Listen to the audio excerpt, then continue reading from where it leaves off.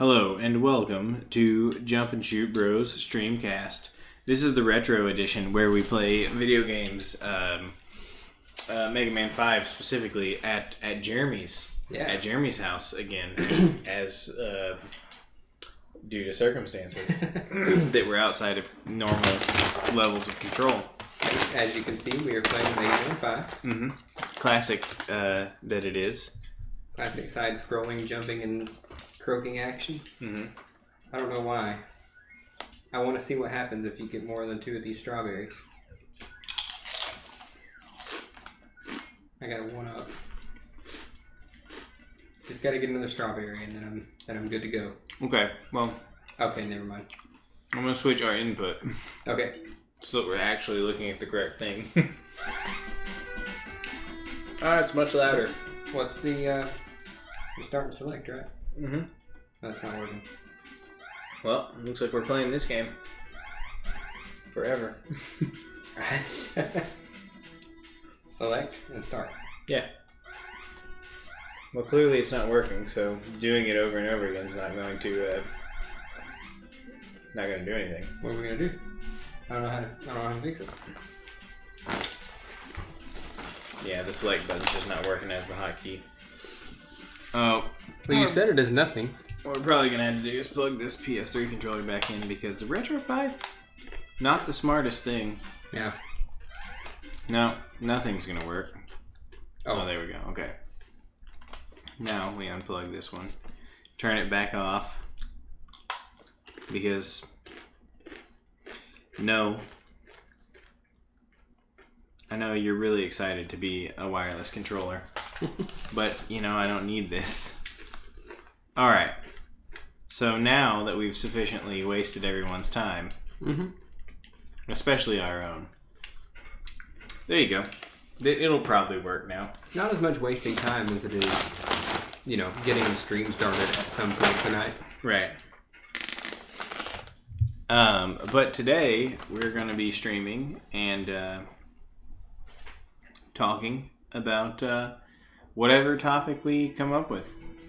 Because we did not plan at all. Because as you can see, this is kind of a impromptu kind of at Jeremy's house kind of thing. Even though I did know about this for an entire week. Oh yeah, I mean we had the whole week planned. We just didn't do it. That sort of thing happens.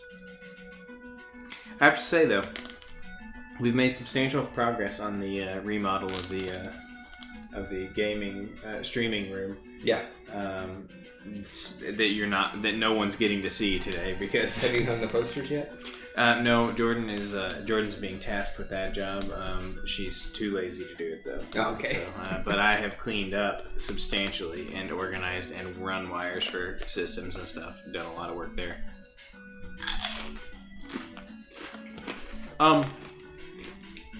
So what's that over there on the screen? That is Proto Man's scarf. Oh, why? Because, well, just read the story and then you'll know. Story? What's that? Oh, every Mega Man game has a great story. Yeah, I didn't even know that there were stories in Mega Man. I forget. Yeah, they're always very, very well planned out and thought out. You know, deep, meaningful stories. Oh man, D-Man Stick Guy's back. What's up, D-Man Stick Guy? He wants to talk about hippies. Hippies? Cool. I don't have a lot to say about hippies, to be honest. But here's what I will say, is that I was playing Mega Man X2 the other day, and I beat 2 bosses. Nice. Which I thought was pretty impressive. Which ones did you beat? Wire Hedamarl and Wheel Alligates. Yeah, okay, those are the 2. Those are the 2 you beat. Hey, I just saved. Oh, and I also do the really sick, the thing that you do in Wheel Alligates, the with Wire Hedamarl's weapon, where you get up there and get the upgraded buster. Yeah. I did that. Nice. It took me like 400 tries, but I was like, no, I'm going to do this. I'm going to be Jeremy. It's not easy to do at first, but it gets easier. And yeah, I've seen you do it. It took you like 400 tries. Yeah. So clearly it gets easier. All right, so. But with that being said,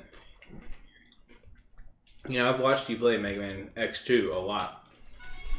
And what has become extremely apparent to me is that I stopped paying attention somewhere around the time that you're like halfway through Wheel Alligate's stage. Yeah. Because I have no idea where to go from there. Yeah. I don't know who to fight next. I don't know anything. His weapon beats Bubbly Crablos. Okay. But Sonic Ostrigue is where I go next. Hmm. Yeah, I think that's where I ended up going next. Yeah. Purely on accident. It was I just late. go there because that's where the boots are. Hmm. You see, I don't know where they are, how to get them, because again, I don't pay attention to your runs of X2 once we get past Wheel Alligates, because at that point I'm like, shit, the novelty of watching you play it has worn off. Yeah. Hey, can you move your water a little bit? Yeah. So D-Man Stick Guy asks, do we think that the Mega Man timeline ended because of Zero? Since they ended on Mega Man X6, I mean, the Mega Man. I think he's talking about Mega Man Classic timeline. Yeah, that hasn't really ended though. Zero, no. Well, it actually has. They're making one right now. Maybe Mega Man 11 will have something about Zero in it. So Zero was created by Dr. Wily. He was his last creation. Mm-hmm. But they've never gone into detail about how all that went down in the classic Mega Man series. So, and Zero was a bad guy at first. So Zero's like 1,000 years old. Just like he's just as old as Mega Man. Well, yeah. I mean, not quite as old, but I think 100 years if you go based on the 20XX to 21XX time. Oh, I don't pay attention. Oh, it's only been 100 years? That's not even impressive. Yeah. Come on, Capcom. Think big. They need to dream bigger whenever they plan these plots. Yeah. So Zero... Yeah, I mean... Zero... Whichever game ends with Zero being created, which there is a fan game called Mega Man Mega Man Unlimited, I think. Mm-hmm. That's a really good fan game, apparently. Okay. That I would like to play. That ends with a battle against Zero. Oh yeah. Yeah. Is that the canonical? that must be the canonical end of Mega Man, but as far as official, canon, they have. But would it have to be though? What? Will the introduction of Zero have to be the end of Mega Man? It would have to be... Well, I mean, I guess there could be a period of time where Zero, ravages everything and nobody can stop him. What if? Because he would have been the most powerful, whatever. What if Zero? What if kicking off Zero Man?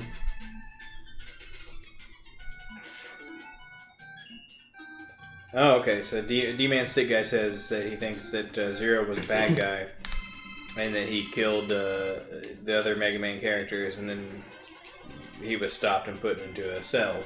Okay, that makes sense. And then I guess I suppose that's what happened in between Mega Man and Mega Man X series. Now, what would be interesting is what if there was a series? What if they get to a point in these new Mega Man games, mm-hmm. Where they are like 11 or 12 or 13, who knows, where they decide to introduce Zero. What if there's like a series of Mega Man games that are... I think that's where they should go with it, honestly. Well, think about this. What if they could make a middle ground Mega Man game that's not classic Mega Man, but it's also not Mega Man X. Yeah. That takes place where Zero is the ultimate bad guy for this series. That would be cool. Instead of Wily, so let's just say that Wily's dead or something. That would be a way. And it's just Zero as the main antagonist.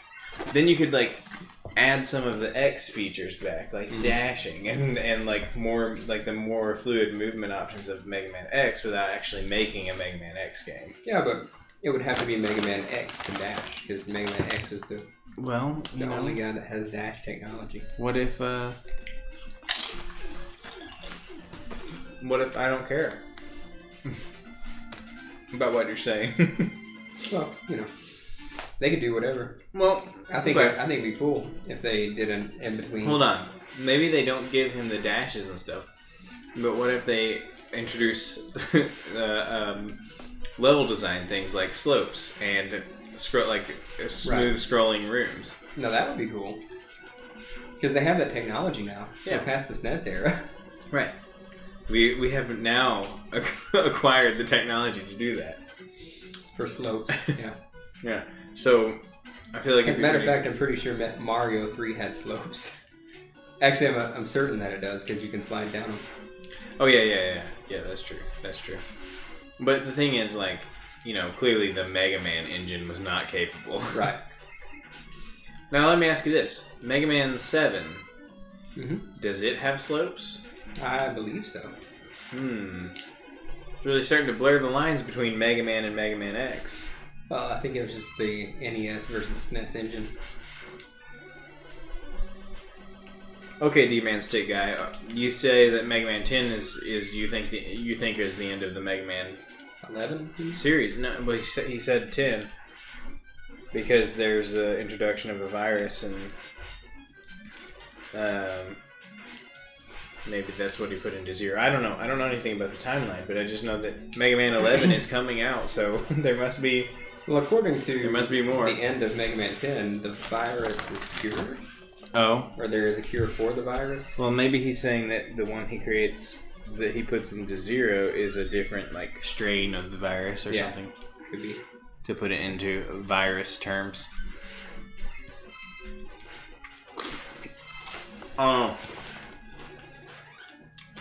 It's hard to get a full understanding of exactly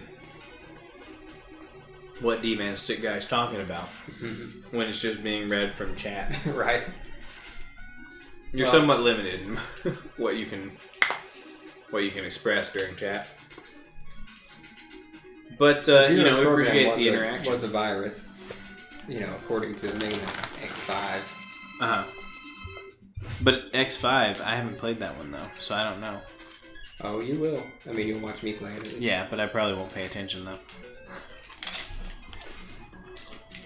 I know X5 is your favorite X game. One of them. I know it's the one that I've seen you play the most. That is not true.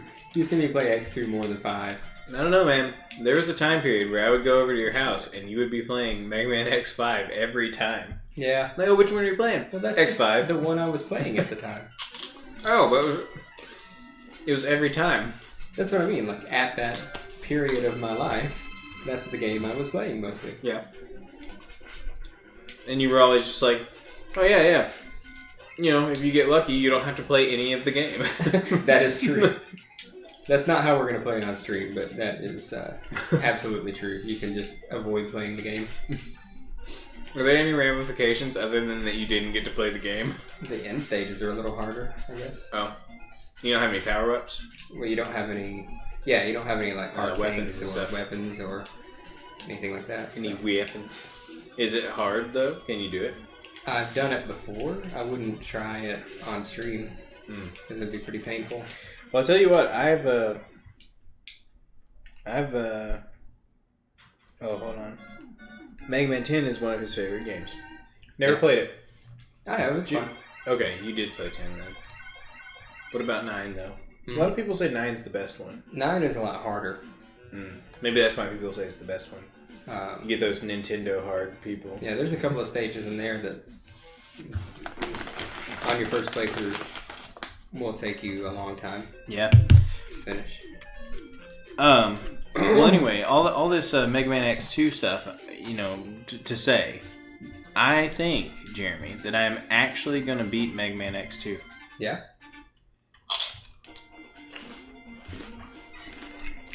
Tell you what I did. After beating Wheel Alligates, I was like, it's too late tonight.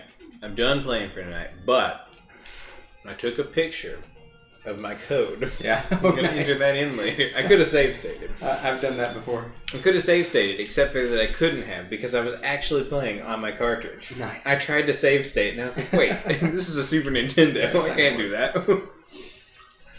I was like, dang it, why did I set out to actually play the game on real hardware? Yeah, real hardware sucks. You should emulate everything. If only I could just add save states to real hard. No, I don't ever use. There's a thing that you can do for that. I think. I don't use save states. I think there's a way that you can. There's like a thing you can plug your cartridge into that adds in like emulate or ROM the emulation properties like save states and whatnot For real hardware. Mm-hmm. Wonder how that works. Or it at least allows you to save state and load your state. Maybe trying to imagine how that would work. I don't know. Because for save states, what you're doing is you're dumping the RAM. You're just dumping a copy of the RAM at that time. Whatever was in the RAM, and then you're just loading it back in later. What's the difference in that and something like a Game Genie or Game Shark or whatever? Well, because you would have to have a way to read the RAM. You'd have to have a way to read the RAM from the Super Nintendo, and I don't know. I don't think you can access it. I don't know. I think you could. I've heard of it before. Now, I'm not 100% sure, but I'm just trying to think about how. I'm just trying to think about how memory is addressed in the Super Nintendo. Mm-hmm. And I know the Super Nintendo can address the cartridge all at once, just directly from the CPU. But I don't know if the cartridge port. I don't know if there's a way that you could address the system memory from. Well, I guess if it's all on the same bus, it seems. I guess you could potentially address the system memory from the cartridge slot. Okay, maybe. Yeah, I've heard of it before. Exist. I've heard somebody talk about it. But that might be where or how.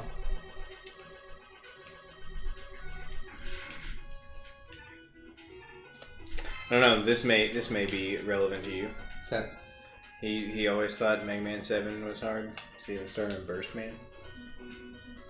Oh yeah, you start on Burst Man. He's still, for the first time through, he's pretty tough. But what if you don't? After you get, if you get his Buster only fight down, everyone else is a breeze. Cloud Man is a potato. He's got Spark Mandrill syndrome. Oh. Then Junk Man, you just kind of like walk back and forth while he jumps over you and you electrocute him with Cloud Man's weapon. Is it particularly difficult in a Buster only sense, though? The game as a whole? I've never done it, so I don't know. Oh. Probably. Or just playing it out of order. Is it like exceptionally difficult? Not really. I can pretty easily beat any of them Buster only, but it's a lot easier to start with Burst Man and just make your way around the circle. I see. And then you start with Slash Man on the second group of 4, and he's weak to Ice, which is you get in the first group of 4. I see. And I don't remember where I'm going, Crystal.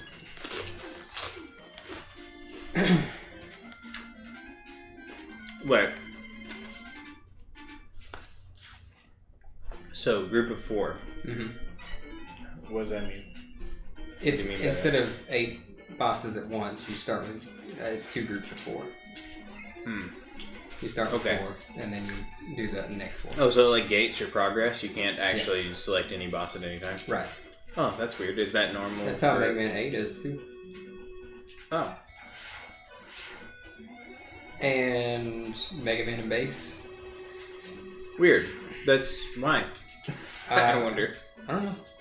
I mean, it seems like that it would kind of make sense to do it because well, I don't know. I wonder if that was an accessibility thing to make it easier to not get yourself in a completely wrong pattern. Could be. You get super frustrated. It could be. or they were just trying something new. But I mean, there's probably a practical reason for why they did it. Well, it was the Super Nintendo, and it was the PlayStation, right? Yeah. I mean, those were past the days of Nintendo hard. You know what I'm saying? Right. No, you think they were trying to nerf it, like make it easier? Make it easier for all of the newfangled gamers who are not nearly as hardcore as the ones that came before. You know. That's very possible. I don't know. You know, everybody talks about Nintendo hard. Yeah. And that only applies to the NES. SNES hard is not a real thing. I'm just actually that's not true. Yeah, but Nintendo hard, when people say that, they're talking about the NES. Yeah. They're talking about Castlevania. They're talking about those games. They're talking about... Well, I don't know, man. Contra 3 is pretty freaking hard. So I guess SNES hard does exist, but nobody wants to acknowledge it. Right. They want to pretend like the SNES is for babies. Yeah. No, there's some pretty hard games on SNES. People have said before that the Mega Man X games are harder than the classic Mega Man games. Are they? I don't see it. I mean, I feel like the Mega Man X games more than the original series. So. Well, I've only played Mega Man X on DOS, and you know, in my opinion, out of the little bit of Mega Man that I have played, which was a few minutes on stream, and I played Mega Man 9 demo on the PS3 a few times. Yeah. I find classic Mega Man to be effing hard, where I only find Mega Man X to just be kind of like hard enough that I don't care enough to get good at it. Let me rephrase that. It's hard enough that I don't like want to leisurely play it, but I don't care enough to get good at it. Right. Okay. I want to make a distinction. If something's hard, that's not a turn-off for me. What's a turn-off for me is me not caring that much about it. Which, unfortunately, Mega Man just never really made it into my... I hope this starts me before that point. Come on. You know what I'm saying? Yeah. Mega Man just wasn't for me, you know? Yeah. I've always been a big fan of 2D side-scrollers, so... Mega Man is my personal favorite. I like side-scrollers, too. Just not Mega Man. Yeah. Except X4. I like that one. You play as Zero. Right. And Zero is definitely cooler. What about Hard Man? What are you trying to say? I don't understand the question. Are you talking about his name? I don't know. What was the question? He said, "What about Hard Man?" And I said, "I don't know. What are you trying to say? You trying to say that Hard Man might be hard because he's Hard Man? He's got an interesting name." Look, all I'm saying is Mega Man X on DOS is definitely the best version. That's our inside joke for the stream right there. Mega Man X on DOS. Because we grew up playing Mega Man X on DOS. So. Yep. Okay. It's a reference we can always go back to. Yeah. And everybody will get. That MIDI soundtrack. It was so bad. I love it. And the fact that only like one sound effect could play at once. So. Okay. I have a topic for us to talk about. Okay. Remember that game? Oh, I see what you're saying. See, that's what I thought you were going with. I thought you were going with that. Yeah. But, you know, I didn't. I didn't know for sure. So yeah. We were talking about hard games. So Hard Man, it makes sense. Right. Anyway, the point is that the topic I thought of just now is old games we played on the IBM. Oh, okay. See, because we have several games. Like, first off, the main one. I mean, the main one is of course going to be Descent. Yeah, Descent is the real star of the show. Mm-hmm. And man, what a game that is! I played the PlayStation version of Descent several years ago, not anywhere near as good as the PC version of Descent. I still like it. Because keyboards beat controllers every time. Especially for that. Well, I don't know. It was WASD. Yeah, but you had so many more buttons to do things with. I just remember the keyboard was much more... Do you remember typing in the cheat codes? No, but I'm sure that was a thing. Yeah, there were cheat codes to get like all the weapons. Yeah. And invincibility. And you just type them in while you... Oh, shit. You just type them in while you're playing. Oh. Oh, okay. Well, Descent's cool. I remember Scourge was one of them. That was the one for all the weapons. Oh, okay. Yeah. You saying that reminded me. Like, now it's here. Now it's here. Scourge. One was like Save Me or something, or Help Me. Or... Okay, yep. I remember this now. And I think there may have been an activation code, but from there you can just type in the cheat code. And okay. So, Jeremy, do you remember that game? Okay. Descent's awesome. Okay. I want to make sure that we say everything that needs to be said about Descent. Mm-hmm. Descent is like... It's like Doom.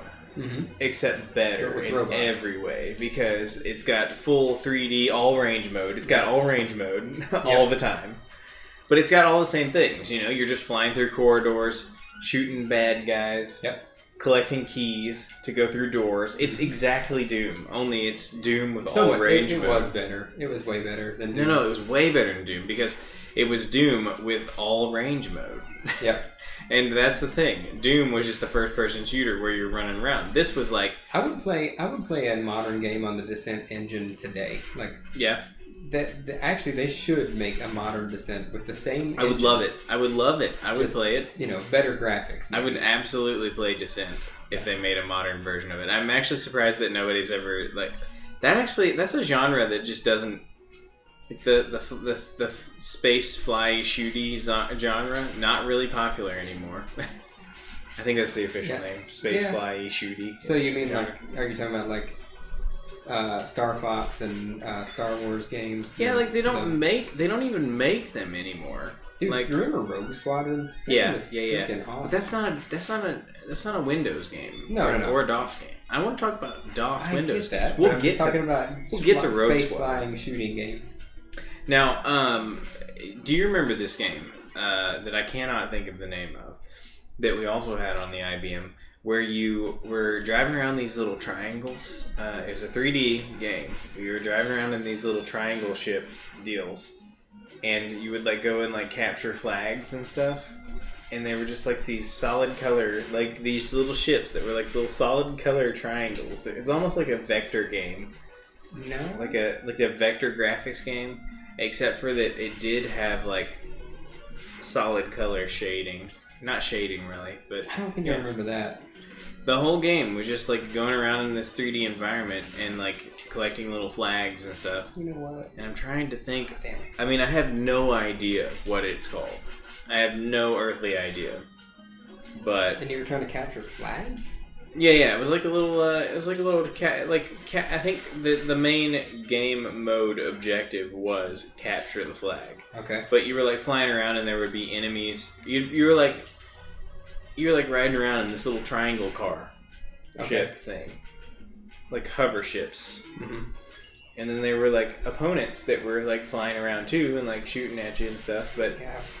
Maybe vaguely, but I can't picture it right now. I cannot think of what that was called. Do you remember Hyperman? Yeah, I know. I remember Hyperman. Yes, I remember Hyperman. You bring that one up, I don't care about Hyperman at all. We played it a bunch, or at least no, but I don't remember much about it. I just remember that you bring it up all the time. So it was terrible. So let's just skip right over Hyperman because I have nothing to say about Hyperman. Let's see. What else did we have? We had Mega Man X on MS-DOS. CD/MMX, I believe is how that went. Dad had Siberia. We weren't allowed to play it because it was all like dark, and I don't even know what that game entailed really. I have no idea. Except for full motion video cutscenes that were awesome and like animated with the coolest of 90s, like early 90s graphics. Well, yeah. It was impressive. I was blown away. Oh, wow. I don't know if you caught that, but I was maybe a millimeter from dying right before I got him. Gee, it sure is a good thing that this isn't one of those games where you can die after you've beaten the boss. Yeah. Man, those are fun games. Yeah, Mega Man 1 is like that. Yeah, you have to collect the orb. I know. Before you... That was my point.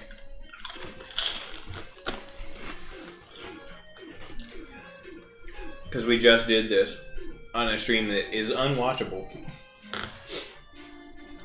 That is true. It's a true nightmare. Don't try to go back and watch our Mega Man 1 stream. No, don't do that. Okay, so D-Man Stick Guy, I take it you've heard of all the games we talked about so far. Because you haven't told us one that I haven't heard of. Yet. So, based on that, I can only assume that we haven't told you one that you haven't heard of. So we'll move on to... What about Chex Quest? Mallard and Cold Shadow. Oh, everybody knows about Cold Shadow. You know, Cold Shadow, it's one of those games where I played the first level a million times. Yeah. Never got any further. Because, like, you really beat the first level. Beyond the first level. Well, no, see, the thing is, like, the first level, like, you run around shooting bugs out of a gun, right? Right. And, like, it all makes sense, right? But then you become, like, a ninja, and you've got a bow staff and stuff. And after that point, like, the whole gameplay changes, and I was never able to get further than the second level. Yeah. Like, that was just the end of it for me. The music was killer in the DOS. It was, though. The DOS... Oh, yeah. Yeah. It's a joke in all other versions but the DOS version. But the DOS version has a freaking phenomenal soundtrack. Yep. Full-fledged CD quality audio. Yep. Fantastic. It's a true standout. You know, I was really I would love to get the game and play it again, but like you can't. Like, it's not available anywhere. You can't, like, go buy... There's no Steam upload Cold Shadow. Like, it's just not really... we just have to find that old disc. Yeah. Because that's going to happen. It's around. Mm-hmm. Okay, so he says... So D-Man Stick Guy says that the game that we've never heard of, apparently, is going to be Scooby-Doo and the Night of 100 Frights. D-Man Stick Guy, I am fairly certain I have heard of that game. I haven't played it, but man, that's extremely familiar sounding. You're going to have to do better than that. I want to hear about a game that I've never heard about. So, you mentioned Chex Quest earlier. Yeah, Chex Quest, the greatest game that ever came in a cereal box. That was probably, most likely, I'm going to say, the best thing that ever came out of a cereal box. I agree with you. That game was killer. I don't think that... You know, it's funny. I actually... Like, you go on YouTube and people actually have, like, review videos of Chex Quest. It's like, it is like a respected... Chex Quest. It's like a respected game. Yeah.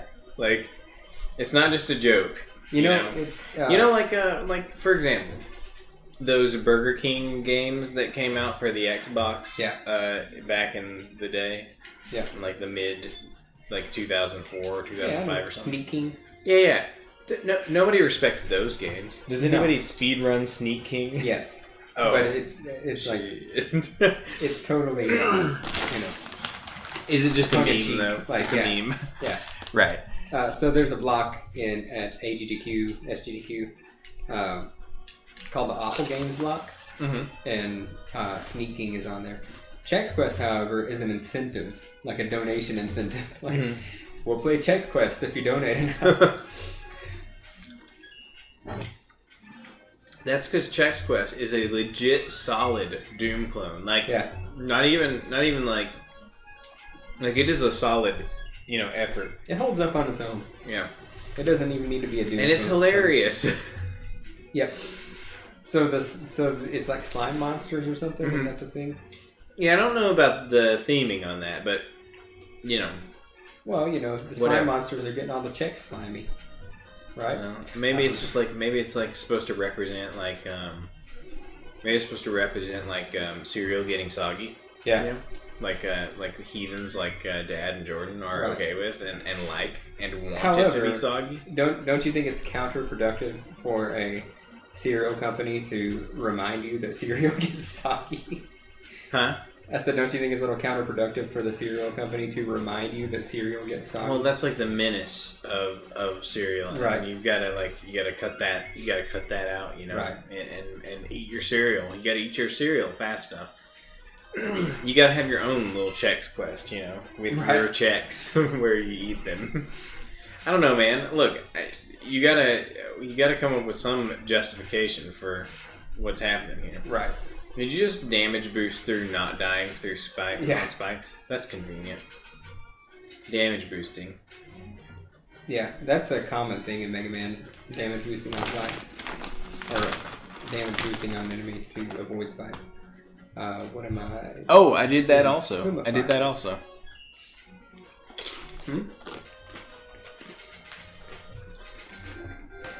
I was following in your footsteps on that Mega Man X2 run. Yeah. I did that whole damage boost over the spikes to get the heart tank thing as well. Yeah. In Wheel Alligate's stage. Yeah. Yeah. See, I know exactly what to do. Yeah. I know exactly what to do. You've just never done it before. Wire Hedamarl and Wheel Alligate stage. Beyond that, I have no idea what to do. Yeah. One of these days I'm going to actually have to pay attention. Pay some attention. One of these days I'll pay attention to your Mega Man X2 run.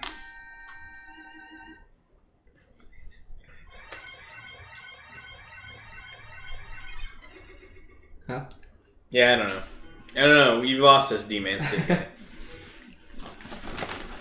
Guy. Anyway. Yeah, you'll have to play Mega Man X2 again sometime. Man, I wonder if that'll ever happen on stream. Hold on. If you don't know this one, kill yourself. Granddad, 1992 1? No, I guess I'll have to kill myself, bro. I don't know.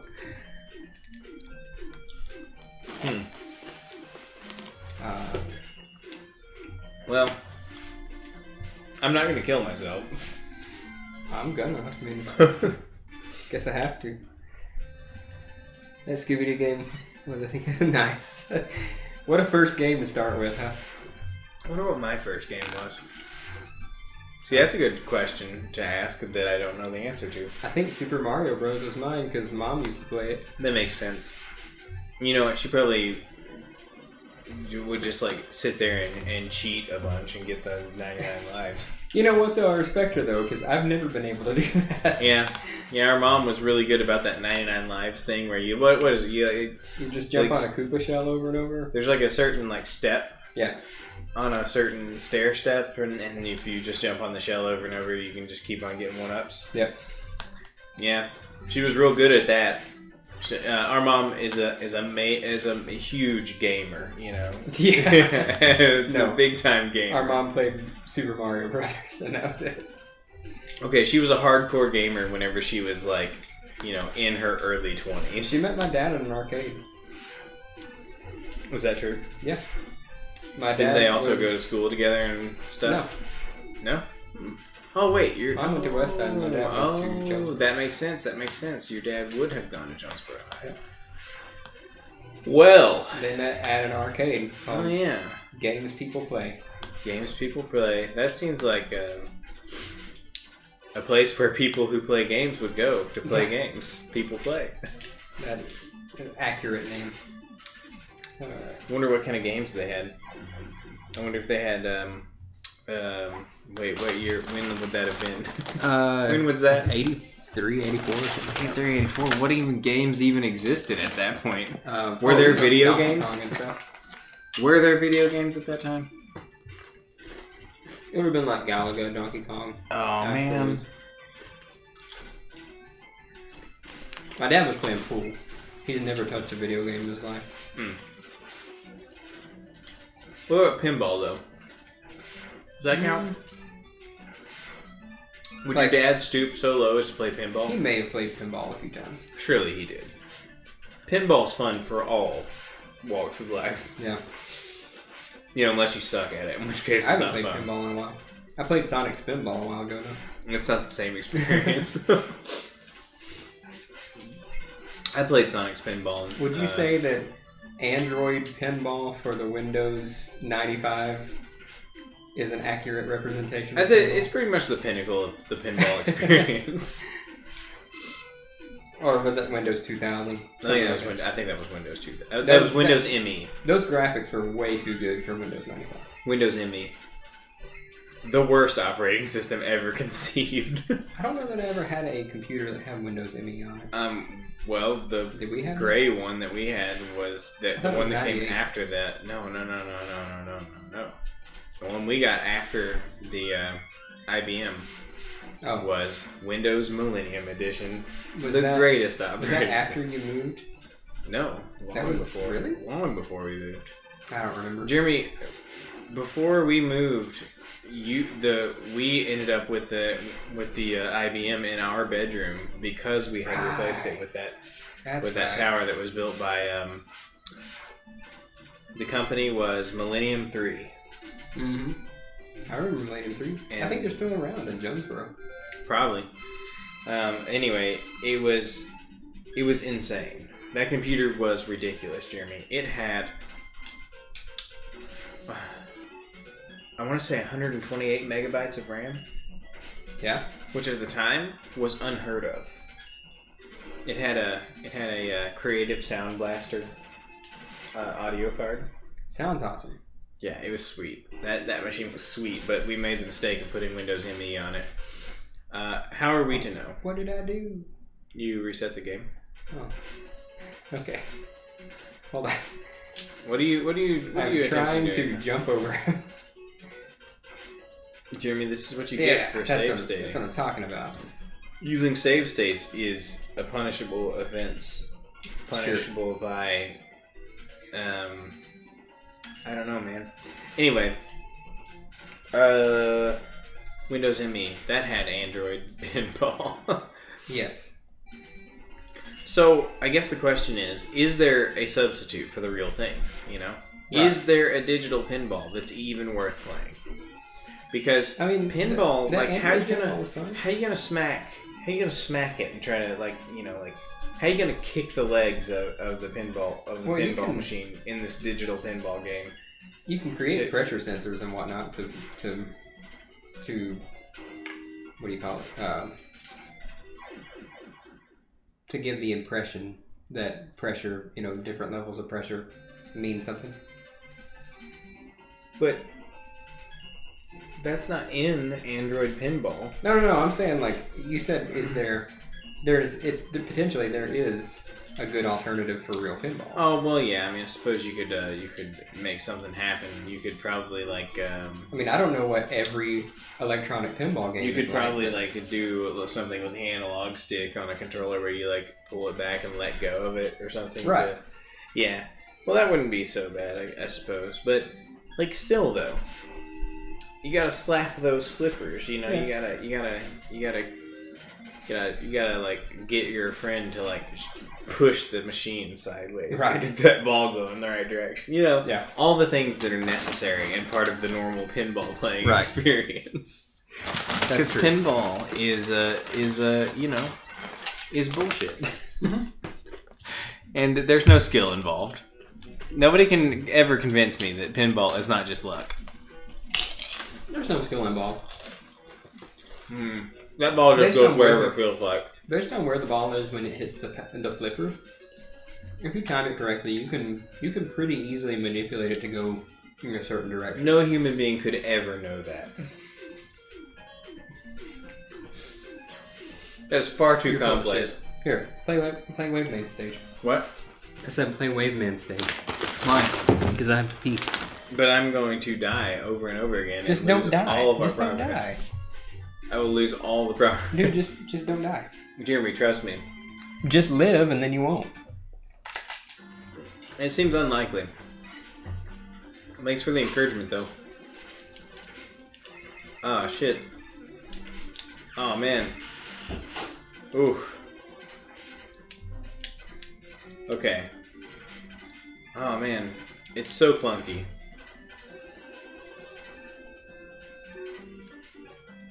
Oh. I got tricked. Dang it.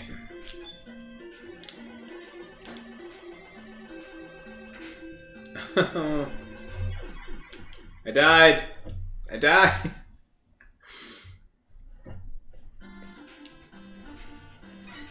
Mega Man's not my game. I'm really good at other games. Trust me. Really good. Oh.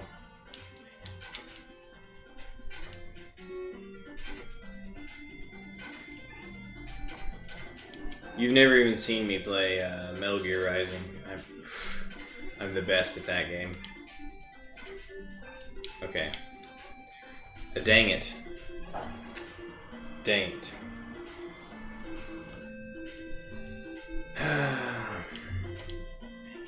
I love Mega Man. It's my favorite game series. I'm so good at it that I just, that's why I let Jeremy play, because it wouldn't even be interesting to watch me play. What are you talking about? Oh, how good I am at Mega Man. Oh, yeah. Like, it would be boring for you to watch me play because I would be so perfect at it. Yeah, the bottle opener right here. I mean, that plastic thing? No, I left it in there. In the kitchen. What am I... Oh. Oh, platforming. Wait. Am I supposed... Oh. Would you like a tomato, Sam? Oh, no. What? I said, would you like a tomato, Sam? What? A tomato. Boil and mash them, stick in a stew. Jeremy, this is hard. What? This is hard. You just stand on the bubble. Oh, I do. I'm just supposed to stay on the bubble? Well, no. Forever? Well, where am I supposed to go? Is this what I'm supposed to do? Oh, I guess so. Yeah. Oh, there you go. Shit. No, you had it, bro. Oh, those spikes above me were not going to be a problem? I can talk you through it.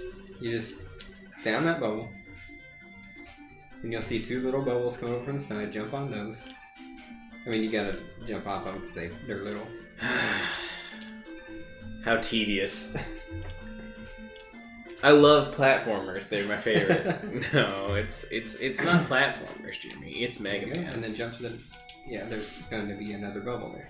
Well, Jeremy, I don't know that, okay? That's a leap of faith from the lion's head. So, standing on the bubble you know is going to pop is the better option? Yes, because I literally know that it's there. Okay. You got this. You got this. You know, they pop too fast, Jeremy. They need to be a little bit less gung-ho about this. Yeah. There you go. You just beat Wave Man. I did? Yep, this is the end. And by that I mean you have like a whole wave bike section that you're going to go to now. Or spikes. Here you go. In the ceiling. You can play. I'm so good at this that I'm just going to let you... I'm going to let you play it because you need more. Right. You need more practice, you know, because you got those... that Mega Man test coming up. Right.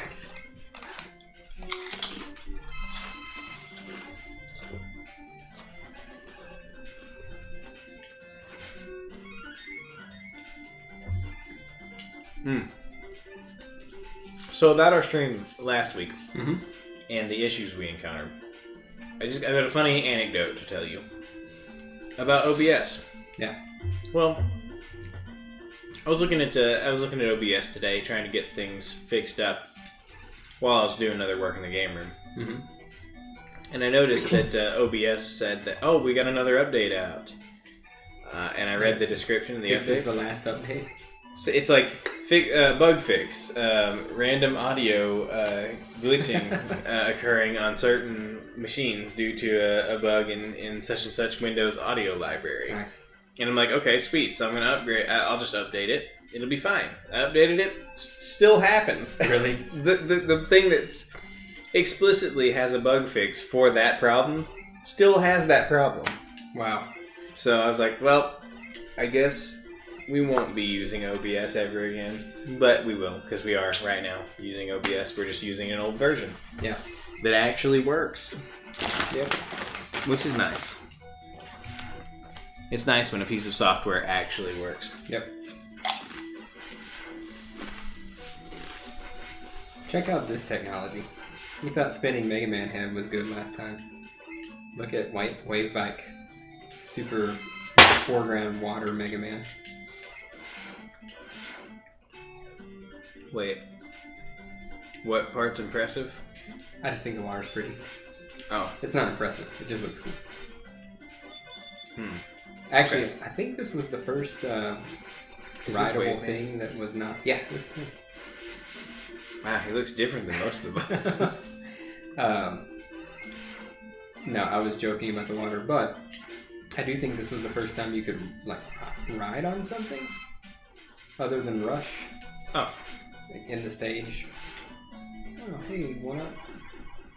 Man, I tell you what. Yesterday, I watched the Game Dave episode about Mega Man 6, and it's got me all pumped up for you to play Mega Man 6 again. Yeah. I'm really pumped up again about Mega Man 6. Yeah. As in the one after this one? Yeah. Yep. Again? We've never played it on stream. No. I'm all pumped up again. Oh, okay. I'm pumped up again for you to play Mega Man 6. Because I watched that video a long time ago and thought, Mega Man 6, apparently that one's good because Game Dave says it's good. I mean, it's interesting. And if Game Dave says it's good. It's not my favorite. Well, it's Game Dave's favorite. And Game Dave's kind of like an older brother to me, in the sense that I think he's older than me, and he plays games. Yeah. And his name's Dave, and that's pretty much like your real brother. What? I said, much like your real brother. Well, I mean, I just thought that Dave was kind of like a brother sounding name. You know? Yeah. You'd expect your brother to be named Dave. But you're right, D-Man State Guy. You've got the right idea. There is no reason to ever update OBS. You shouldn't do it. So I've heard since last week. Yeah.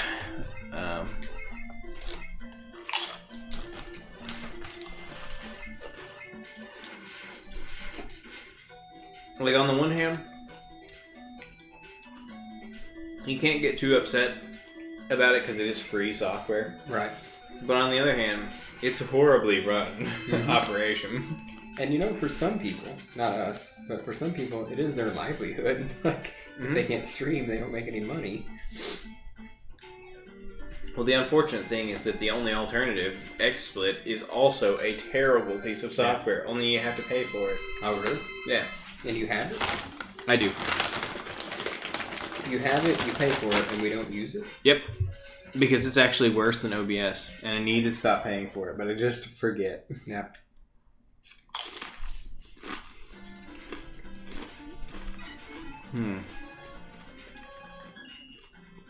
Wow, I've wasted a lot of money paying XSplit for the license. How much is it? I don't want to say. Because you're going to judge me really hard. No, it's not that bad. It's $11. Oh, well, that's, I mean, Yeah, but I've been paying for that for like 2 years, and I don't use it. $250? $300? Yeah, that's kind of a shame. Yeah. Wonder if I can get a refund. Hey, XSplit, you know that you can tell by looking at your little servers there that I haven't logged in like a year and a half. Can I get a refund for that time? No. Here's, Maybe I should file a fraudulent charge claim on all of the payments from PayPal. It's like, whoa, PayPal. I don't know what happened here, but this whole time I've been fraudulently charged by XSplit. By some company called XSplit? I don't even know what that is. Sounds like a porn site. Yeah, whoa. I'm not into paying for that sort of thing. I'm not into paying for that sort of thing. I chose my words carefully. Nobody pays for porn. This day and age, it would be stupid. You are a sucker if you are. Not on that subject, but on that subject. Most likely, most of that is paid for by ads and whatnot. Aren't ads great? I love ads. What do you mean? Ads suck, but they've given access to so much free stuff. Yeah. That I otherwise wouldn't have wanted to pay for, or wouldn't have because I would have to pay for it. Right. Like YouTube. I wouldn't. I know you have YouTube Red, but yeah, I wouldn't pay for YouTube. I would. just because I have it for free. Why would I pay for it? Well, right, but what if you I do have some YouTube Red videos that I like to watch, that I would like to watch, is what I mean to say. Well, but I'll just watch them on your YouTube Red. It's complicated. I don't mind skipping I don't mind watching 5 seconds of an ad and then skipping it. That doesn't bother me at all. The thing is, like, YouTube has become such a gold mine of entertainment, content, that at this point it is worth paying for. It definitely is worth paying for, but if I don't have to pay for it, then... No, I understand that. But what I'm saying is, like, it is worth paying for. Like, if there was only a paid option, it would be worth a subscription to YouTube. It would. But the thing is, like, the only reason it developed its worth is because it was free, and everybody got into it and started doing it, and it developed, a product that was worth being able to sell. Right. But like, unless you choose to support a streamer on Twitch, it's completely ad revenue.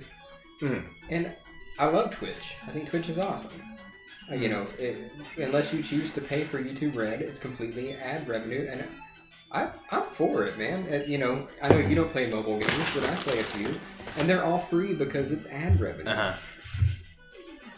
Well, and microtransactions. Right, but you don't have to pay the microtransactions if you choose not to. If you choose not to win, then you don't have to pay for the microtransactions. Right, but the games are paid for by microtransactions mostly.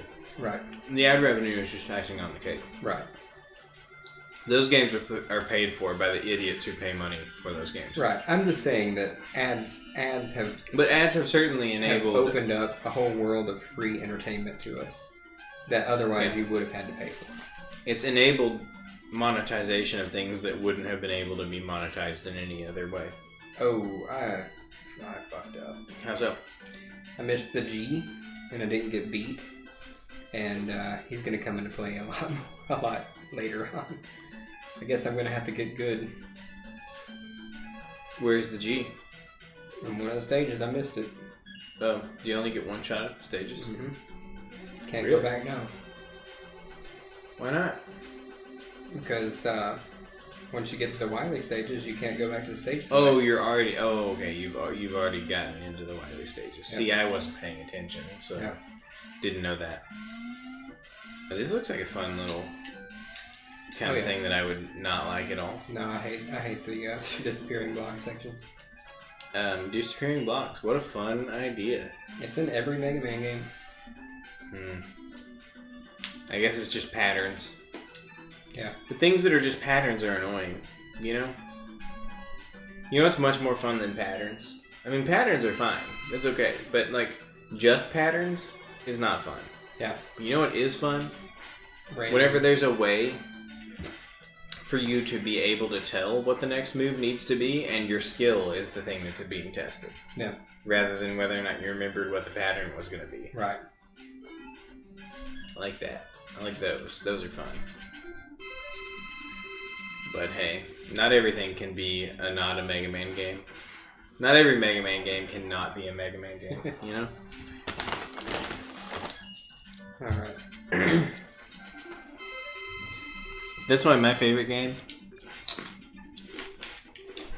in the 2D platformer genre is Cool Spot. Because of the skill involved? It's got tight, responsive controls.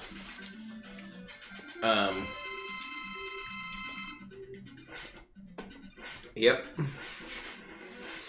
It actually does kind of have, like, shockingly tight feeling controls. I recall firing it up and thinking, this game's going to be terrible. Yeah. And it was terrible. But not for the reasons I thought it was going to be. You know, most of those, like, terrible platformers are terrible because the controls are super floaty and stuff like that.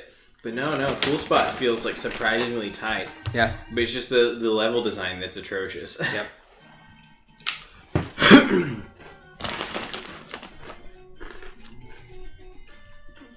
And, it is atrocious.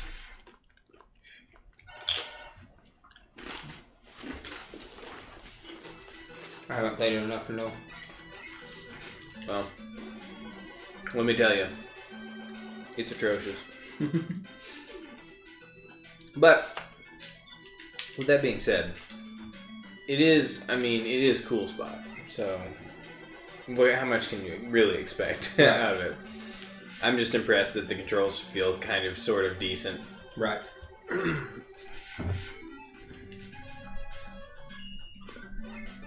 Oh, man.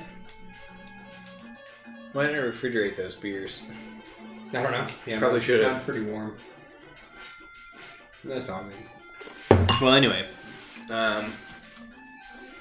On the topic of games we played on our old computer, get back to that topic. What about Pitfall, the Mayan Adventure? Yeah. That's a classic. Most of the games that we played on DOS were ports of SNES games. Yeah, well, because the thing was, we didn't have a SNES. Yeah, we didn't have one. I did have a SNES eventually, but I didn't get my SNES until after we already had an N64. And I broke my arm, and at the hospital they didn't have an N64; they had a SNES. Yeah, and I played that while I was in the hospital. I realized how far superior it was. And I thought, dude, this is awesome.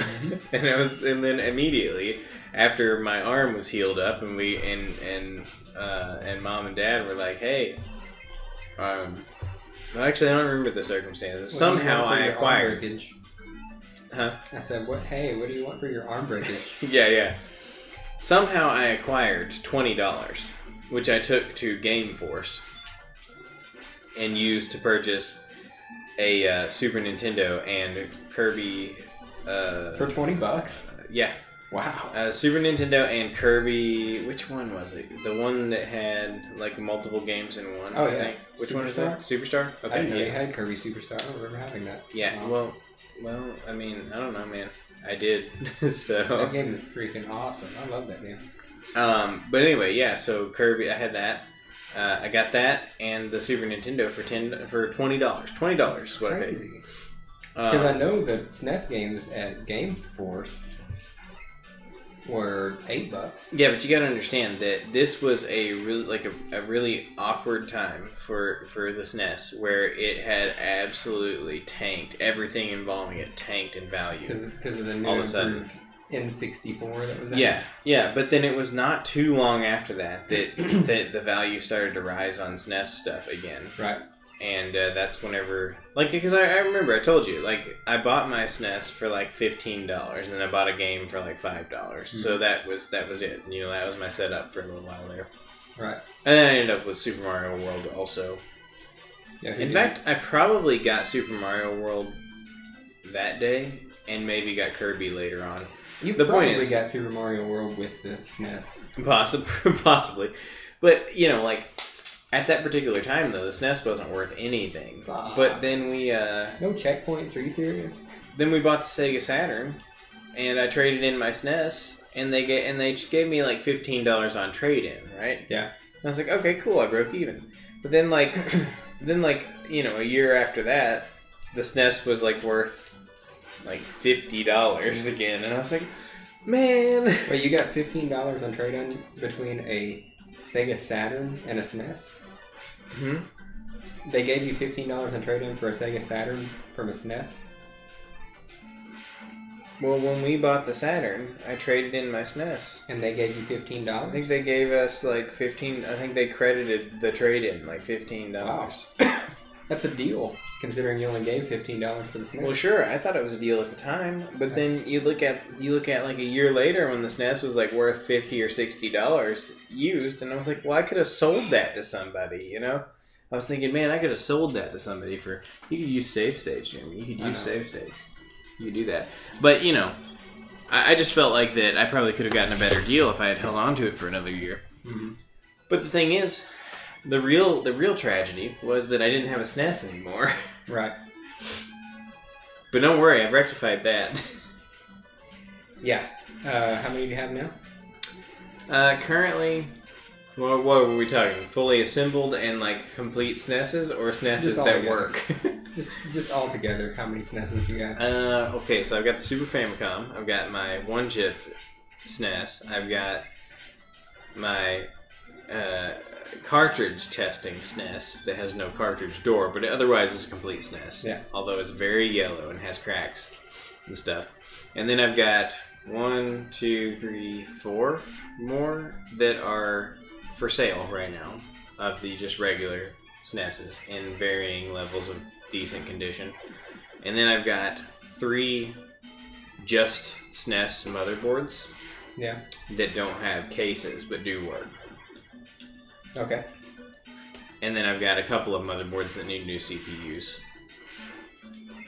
But unfortunately, new CPUs are not easy to come by. Right. And neither are good condition cases that have otherwise non-functional Super Nintendos in them. I mean, I'm getting the sense that maybe those motherboards are never going to find a home. Right. But that's okay. You know, I'll just always have them to pull parts off of to work on other machines, or if there are other machines that have dead, you know, this, that, or the other component. Because the thing is with the Super Nintendo is that there's 3 main components that can fail on the vast majority of them. That's the CPU, picture processor 1, or picture processor 2. And any one of those failing means that is a forever dead Super Nintendo unless you can find a donor for that part. Right.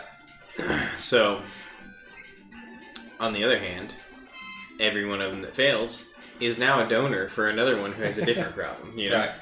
So, it's always it is what it is. You know. But there's a way. There's a way there. But hey, you know, just so you know, if you got a Super Nintendo that's got problems, I am your guy. I repair them. That's all I do with my time. Is I just repair Super Nintendos. I can also repair Sega Saturns and PlayStations. I can also install not mod chips on PlayStations that won't allow you to play burned copies of games. Yeah. Don't you even suggest that that's what would happen if you had one of my not mod chips installed. No, it just allows you to... Yep. And I can also do reproduction. Oh, it's region free. Right, you can play Japanese. You can play the Japanese games on it. That's what it's for. You can play the Japanese games on it. And there's probably not any other side effects. There's probably not anything else you can do with it besides play Japanese games. But aside from that, I also do reproduction Super Nintendo cartridges, although I don't actually do that. Yeah.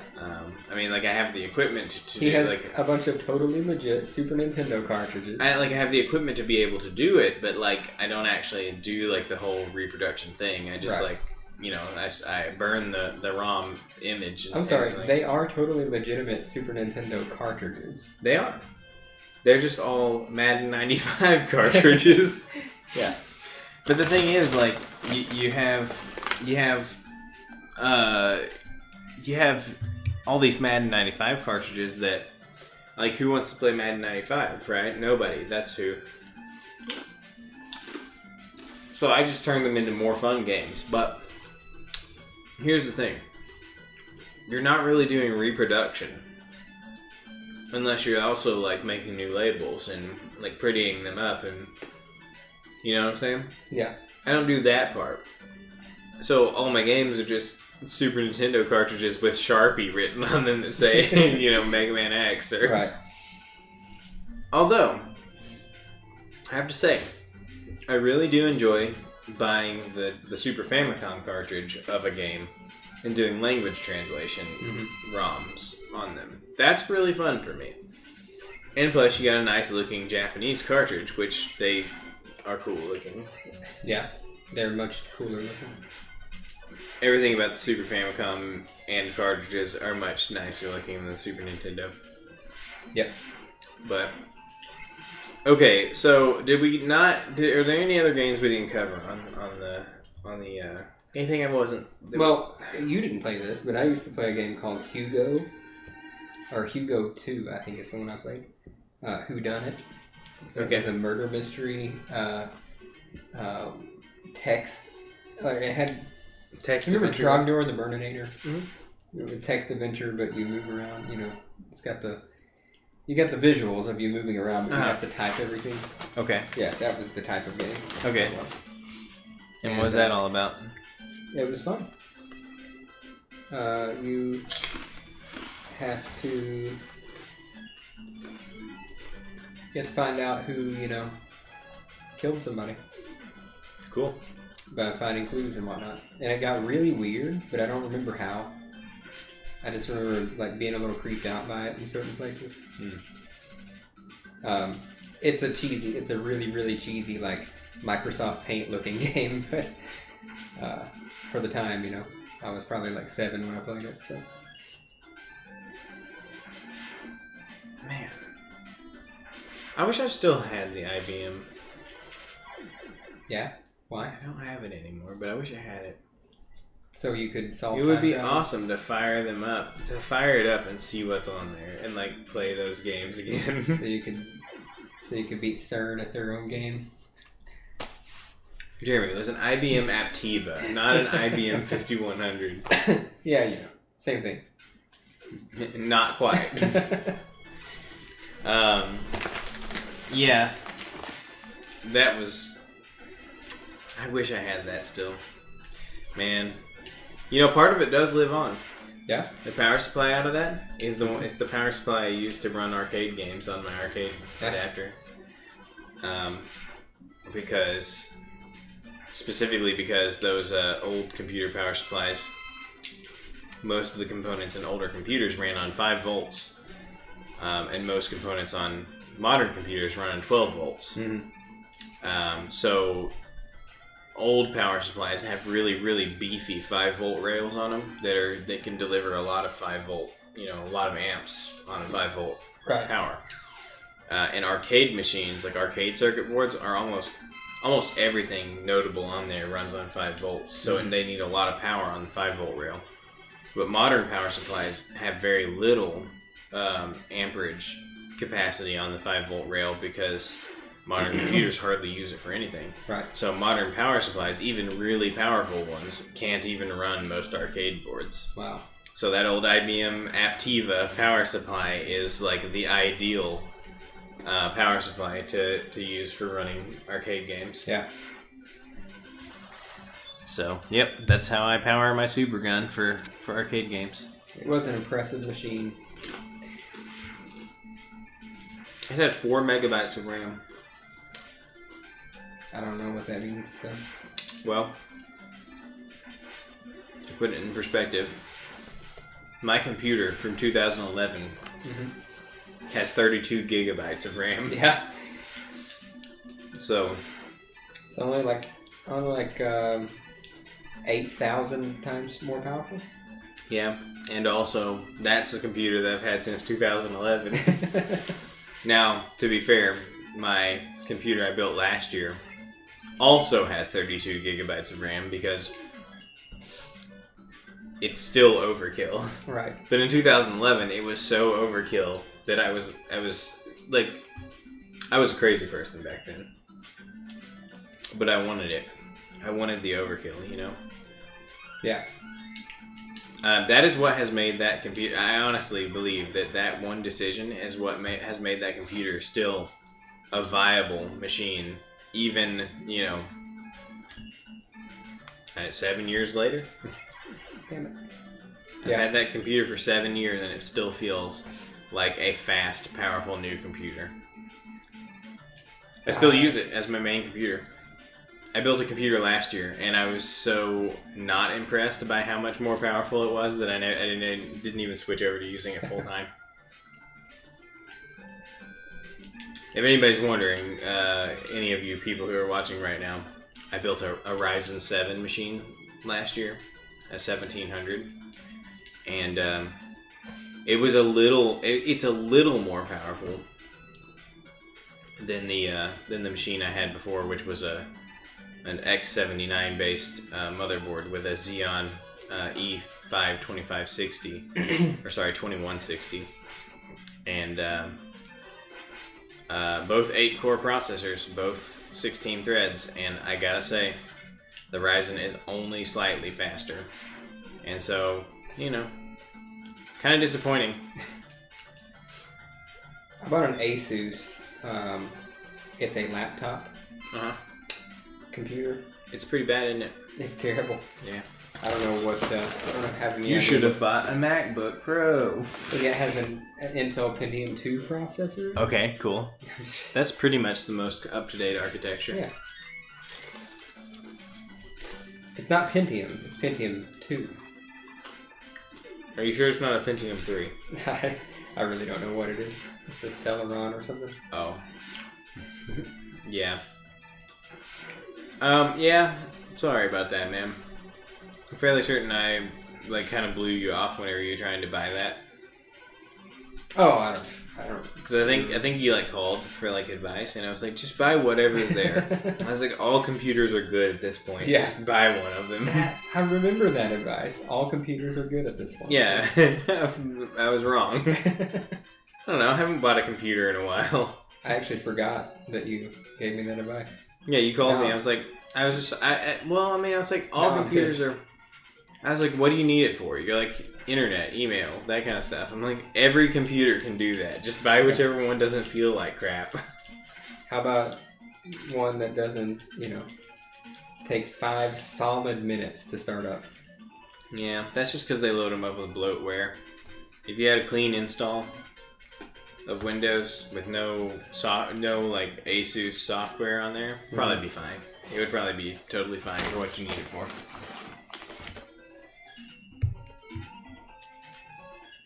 It's just those laptop manufacturers always load those computers down with garbage. Yeah. It's ads. Yeah.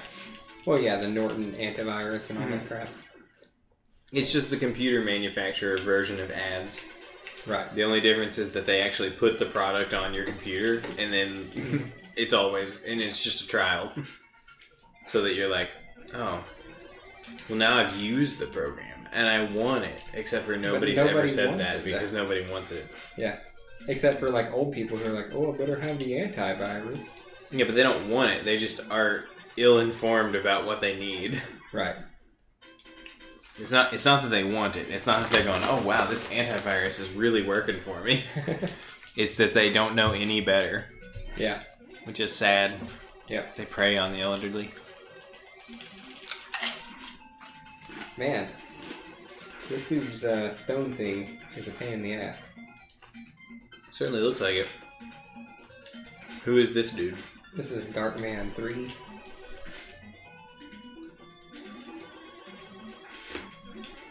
Hey, I haven't seen that blob guy lately. Yeah, he's not in this one. Ah, damn it. Is he, which ones is he in? 1, 3, 8, and X5. Why is he in X5? X5 was supposed to be the last Mega Man X game, and so they were doing a whole bunch of like throwbacks to like old Mega Man games and Mega Man X games, and then that didn't end up being the case. So, yeah, it was supposed to be the last one. It was supposed to be the last one, yeah. That didn't pan out. Didn't 6 come out like 6 months later? Yeah, because they like quickly overturned. KG Inafune wanted X5 to be the last one. Uh-huh. But Capcom clearly did not. Yeah. So, damn it. Was that the point at which KG Inafune left Capcom? Yeah, I don't think it had much to do with the rest of the Mega Man X games. Which is why it took such a hard turn after X7. Clearly, KG Inafune doesn't really know what he's doing either, because he released Mighty Number 9, and that ended up being terrible by all accounts. Right. So, I don't know. I don't know that he put his heart and soul into that game. I mean, it was. I mean, he started an entire company, and it was kind of like the classic like Kickstarter scam type thing where you overpromise and underdeliver. Maybe it's harder for somebody who's an industry guy, who's used to go indie, who's used to having a huge company backing him with a massive team of talented people, right? To go indie and work in a small budget with a small team and not have a big, not have a massive, system backing him up. Right. That makes sense. Not that teams were incredibly huge during this period of time, but right. But he had feedback. I mean, well, he had his own. I'm sure he created his own team for Mighty Number 9. Mm-hmm. It wasn't a solo project. No, not at all. I think part of the problem with Mighty Number 9 is that a lot of his stuff, a lot of the programming and stuff was like outsourced. This is driving me crazy, dude. It's driving me crazy. Well, I can't use the strats that I normally would use because I don't have what I normally would use. What would you normally be doing? I would use beat on this guy. What's that? The bird flies around and hits him. That's what I needed that G for.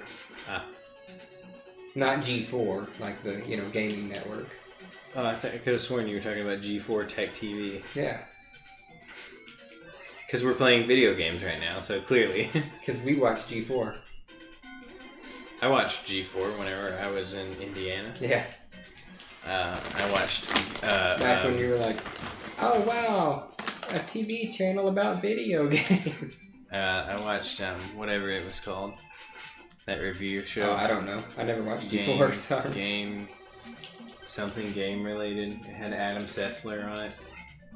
It's a big deal. Morgan Webb. Sure. Like if you remember Adam Sessler and Morgan Webb on whatever that show was called. I remember their names, and this is just not the show. Never seen it. I remember distinctly before God of War came out. Closest thing I've ever watched to G4 was ScrewAttack.com, which I would consider somewhat similar. I mean, it was a team of people who created videos for. Like the video, if you remember Attack of the Show. Is that also on G4? Yep. It was until G4 stopped existing. Did it stop existing? I don't even know. Yep. I know nothing of G4, so. They had a great show called Attack of the Show. I hope you guys enjoy watching this over and over, because that's what you're going to watch until I beat this guy. I mean, you gotta admit, Attack of the Show is a great name for a show. Yeah. I thought it was funny. Some people criticized it for not making any sense. Oh well. I was not one of those people. Yeah. I was like, no, this is great. I enjoy this. This is a funny.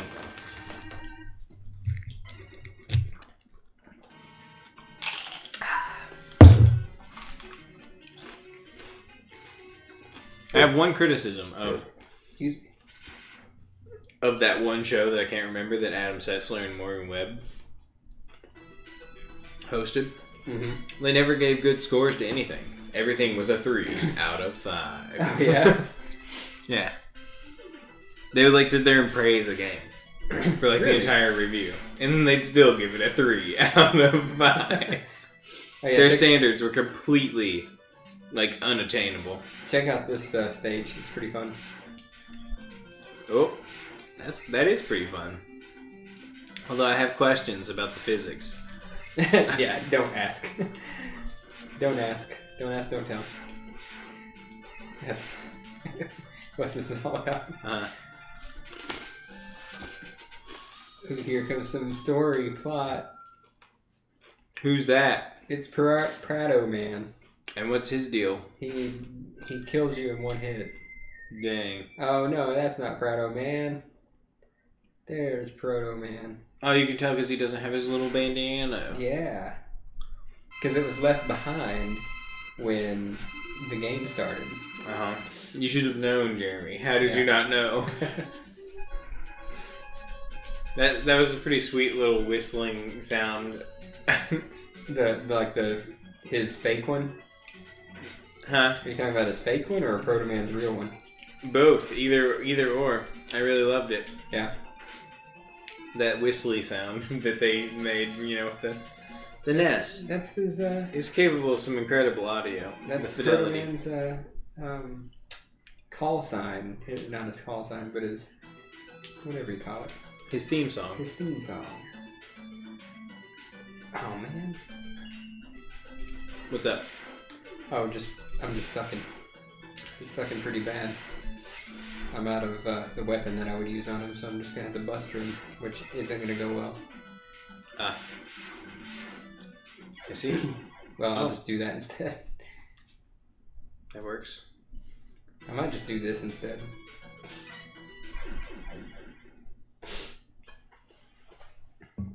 Is that one of your patented hashtag safety death? Yeah.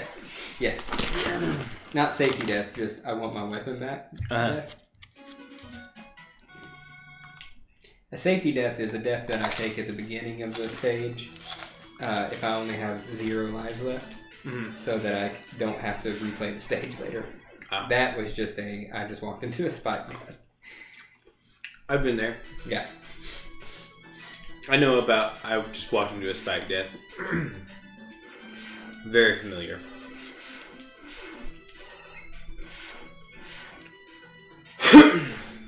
Oh.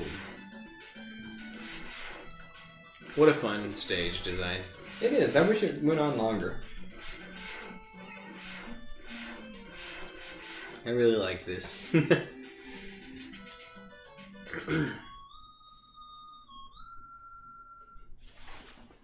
Are you suspicious at all? At this point, yeah, I think I have reason to be. And Proto Man shows up and he's like, "Hey, I'm not gonna help you." Yeah, right. Later. Here, take this and I'm out. Oh, I wasn't here to help you. I just wanted to make sure you knew that wasn't me. Right.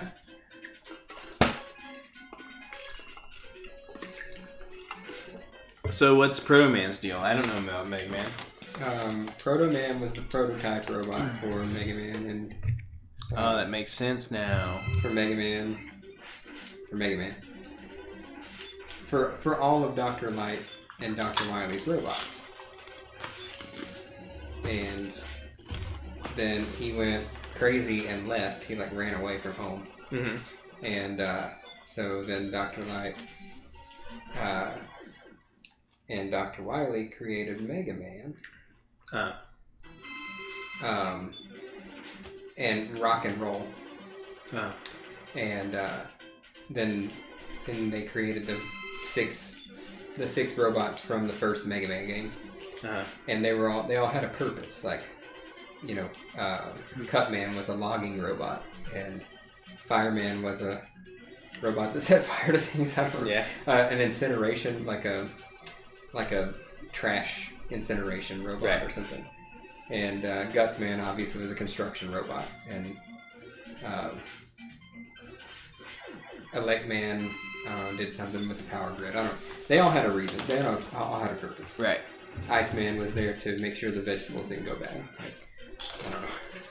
But and then utilitarian robots. Yeah, Wily just decided one day, hey, you know what? I'm going to take these and I'm going to take over the world with them. So then Dr. Light was like, oh, I got to do something. So he turned Rock into a fighting robot. Anyway, meanwhile, Proto Man is just out and about. Was he learning martial arts? Sure. During this time. Interestingly enough, Proto Man's name is actually Blues, which fits in the whole, music thing. But they changed it to Proto Man for America because we don't understand blues here. Right. In America. Yeah, it's not really our thing. It doesn't really translate well. Blues and America. That's primarily a Japanese form of music. So. Yeah. Well, to be fair though, there are other reasons that they did that. Why? Their names in America were still Rock and Roll. Yeah, but he was Mega Man though, and they didn't expect anybody to read the read the story. I mean, I didn't. Damn it. Look. Here's the thing. What is Wily really a bad guy though? Is Wily really a bad guy? What do you mean? Where'd he go wrong? World domination, bro. But is he really a bad guy though? I mean, he helped build Mega Man. Yeah, not for the greater good, just for his own glory. So what's his own glory in robotics? Well, maybe he's just misunderstood. Maybe he just Maybe people didn't appreciate his work enough, and that's why he felt like he needed to dominate the world. I mean, his reasoning for like going a little crazy was that he didn't feel like he was getting the recognition he deserved. But world domination is not like the answer. I feel like that he's a sympathetic villain for that reason. You know, he didn't get the credit he deserved. Maybe, I don't know. I mean, was it Dr. Light that was stealing all the credit? I mean, it could be. You know what? I bet Dr. Light's really the bad guy here. Well, I mean, you know that Dr. Light is supposed to be or Thomas Edison, right? Oh snap! Oh snap! But Dr. Wily's supposed to be Albert Einstein, so. So what you're telling me is that Dr. Light is the bad guy because he's supposed to be Thomas Edison, who is definitively the bad guy of real life. But between the two, you know, who you would say would be rivals at the time, there is no representation for Tesla. So. No, that's not what I'm talking about. I'm not saying that Edison is the bad guy in context of Tesla. Yeah. I'm saying that Edison is the bad guy as in he was the villain of that era. Right. Like of all of humanity. Edison was the villain. He was the evil, you know. He was like the evil, powerful, you know, villain man who he controlled all of the industries. Yeah. You know, the Edison companies like tried to monopolize every industry. Yeah. He was the bad guy. Well, we all know that at this point. Yeah. But in 1986, they didn't know that. I'm just kidding. I don't know. Or they were trying to send a coded message to those who were aware. No, there's a very specific reason for Dr. Wily being Albert Einstein, and that's because of the atomic bomb. Yeah, but Einstein he wasn't even like a big fan. It doesn't matter. He contributed to it, so. Yeah. That's true. I'm gonna but Einstein, no damage run this time. But you know, the thing that's unfair about Einstein is that I'm not gonna no damage run, but I'm gonna beat him. The thing that's unfair about using Einstein in that way is that Einstein spent so much more time contributing to our understanding of physics in general. Yeah. But I mean that is the actual reason. Oh, I'm sure. It makes Einstein sense. And Edison. But, you know, at the same time, I'm just saying, it's not fair. It's not fair to Einstein. I know. Japan, they were really salty about that whole nuke thing. Yeah. But get over it, Japan. I'm just kidding. But the thing is, like, you know, it is what it is. Had to be done. Time of war. I mean, Look, dude. Nobody was happy about it. I guarantee no one was happy about it. But Harry Truman was happy about it, right? I don't know. I'm just saying. I don't think anyone was like super thrilled about it, but it had to be done. It was determined that it had to be done. And motherfucker. Time of war, anything goes. Come on, Japanese people. You know this. Yeah. You did some fucked up shit. Anyway, look. Dude, I don't think we should get so political about World War II. It's a little raw. Oh, yeah. It was pretty recent. It was in our lifetimes of our great-grandfathers. Yeah. Okay. It was in the lifetimes of some people who are still alive at this point. I'm getting bored of watching me do this. Why don't you just get good? I did for a second. I almost no damaged him, and then I got hit like 30 times in a row. Well, why didn't you just keep no damaging him? Well, because that's just not always the way it works, bro. I don't know, man. I don't know about Mega Man because I never played him. You know what sucks about this game, though? I'll tell you what. When it eats inputs, then you can't keep doing what you're doing. When there's so much lag that it just doesn't register that you tried to turn around. Well, that's fair. But I was going to say that sliding is way worse than dashing. Yes. Sliding is really unwieldy and difficult to work with. Yeah. And it all comes down to one fundamental problem, and that is that the NES did not have enough buttons. Mm-hmm. That was a real real failure on Nintendo's part, only putting 2 buttons. Yeah, but could the NES have supported that many inputs at the same time? Heck yeah, it could have. Yeah. Yeah. Easily, if they had designed it that way. The way the NES works is the exact same way as the Super Nintendo works. It's an 8-bit shift register. The only difference is then on the Super Nintendo's controllers, there are 2 8-bit shift registers in a series with one another. But you could easily make those work the same exact way. Yeah. On the NES. Well, dashing is a lot easier because you can jump out of it too. Mm. Whereas sliding, you're just sliding and then you jump. Well, I'm just saying, like, just the act of, like, making sliding happen, like, rapidly in a high-pressure situation is so much more difficult than dashing. Once you get used to it, it's really not that big of the problem. The problem is when you are doing this and then you try to turn around, but it just doesn't register that you hit the right arrow. Well, it's definitely a more complex input scheme to keep track of, though. Right. I suppose you could definitely get your muscle memory where it needed to be. I'm gonna save state after every time I hit him. Well, that's cool, but how much more of this game is there? Because I'm gonna go home. What time is it? It's 10:45. Okay. We are almost to the actual Wily stages, and I think there's like 3 of them. If I can get past this guy, I should be pretty good. These are the harder bosses of the game, and then I've got several E-tanks, so I can just cheese my way through Wily. Okay. But anyway, we'll give it about 10 more minutes, and I'll tell you where we are.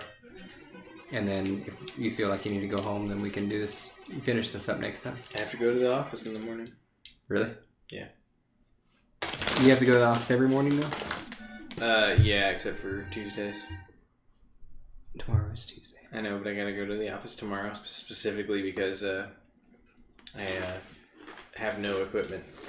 Wow. I have no equipment. Who goes in on Tuesday now? Jeff. Oh, right. Robert. Usually. Robert? Robert's still there? Yeah.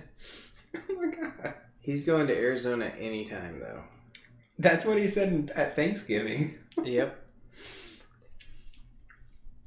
Like, when I left at the end of November, he was like, a couple weeks away, I'll be in our Arizona. Yep. Wow. He gives us an update like once every month or so that says, well, I got this paper. I sent that paper. I'm going to be in Arizona. It's just a matter of days. Here's what I predict. Robert never leaves. Jeff never works. No. Big news. Jeff's paperwork is finally coming from California that exonerates him of his crimes. Really? Mm-hmm. So he actually is going to get to work now? Well, do you think he wants to? No. That's not necessarily true. Oh. It's just that the paper's coming from California. Okay. Which means Arkansas will have it now. Okay. And then they can think about whether or not they want to give him a license. I see. See, the issue before was that they didn't have enough information. Mm-hmm. Well, now they have enough information that they can start thinking about it. Okay. So who knows how long it'll be. He says he wants to work. I mean, after this long of not, like, actually having... I asked him the other day, I was like, do you even remember how to do the job? And he's not allowed to even go on ride-alongs at this point, right? Nope. He can't even be anywhere near a security system. He's not allowed to touch a security system. He has a restraining order against the security system. Security systems have a restraining order against it. Yep. Also, if he goes to a restaurant that has a security system, he has to stay within like 50 feet of it. Yeah, you gotta keep outside of 50 feet. Yeah. They gotta make special accommodations for people like him. Yeah. There's also talk of bringing Ray back. Getting Ray back in there, yeah. I thought they officially like said he couldn't come back because he was driving on a suspended license while he was working for the company or something? No, apparently he got everything sorted out legally to where he would be able to come back. Ray's cool. You're gonna see pretty quick that he's a pretty negative guy. Oh yeah. But he's a nice negative guy. Right. He's not quite as negative as Robert. Uh-huh. But he's a likable guy. Like, well, you might be getting the wrong impression here, Jeremy. He's not coming back. Okay, but there's just this continuous talk of, well, Danny talked to Ray the other day, and Ray's thinking about it. He's got his stuff worked out. He's got his legal issues taken care of. So, he could come back. I mean, he's just not sure. See, I don't think that Ray knows what he would be getting himself into at this point, because when he left, it was a pretty decent job. Yeah. It was actually a real decent job when he left, because he left 2.5 years ago. Right. So, he doesn't have a clue. He doesn't have a clue what he's getting himself into. Mm. And I would venture to guess that he probably wouldn't stick around that long if he did. Yes, I know. This is called Gerard syndrome, by the way. What's that? Taking the same death over and over and over. Oh, okay. Gerard Khalil coined it. Is that part of being a completionist? Yeah. Is that you gotta die? You gotta die in the same place over and over. Apparently, he's just really bad at he's good at things that you normally would have trouble with. Uh-huh. But he'll die just in a really sucky place to die, and just do it over and over and over. Right. Been there, done that. I'm familiar with Gerard syndrome in my own life. I always called it Caleb syndrome.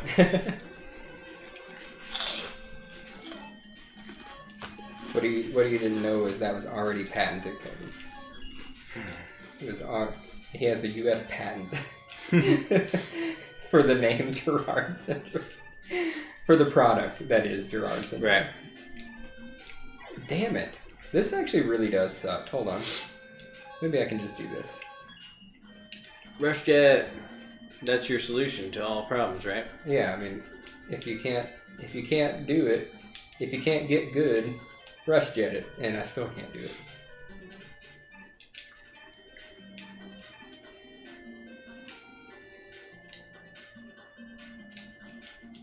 There we go. There we go. Fuck this level. Fuck you, level. Oh, that lag, though. It's pretty good. And save state just for good measure. Okay, is it a bummer? Is it a bummer, Jeremy, that you don't get Rush in X games? Or an equivalent, I like Rush. I mean, he's cool. But I mean, the feature set that he brings about. No, you don't need him. Because dashing and double jumping and all that stuff just completely eliminates the need for Rush. Wall climbing, wall kicking. So basically you're just saying that the Rush features were just a band-aid to patch up the fact that the core gameplay wasn't very well refined. Yeah. And then they ended up just refining the gameplay to the point that it was like, well, yeah, there was really no point right. in having any of this stuff anymore. Mega Man X is not Mega Man. He's a completely different guy. He wouldn't even know who Rush is. What is Mega Man X, then? He was Dr. White's last creation. Well, where's Mega Man? He's dead, I guess. I don't know. Or is he? He's probably killed by Zero. That's how Mega Man 11 or 12 or 13 maybe will end. There should be a game called Mega Man Cross X, and it's just a game with Mega Man and Mega Man X, and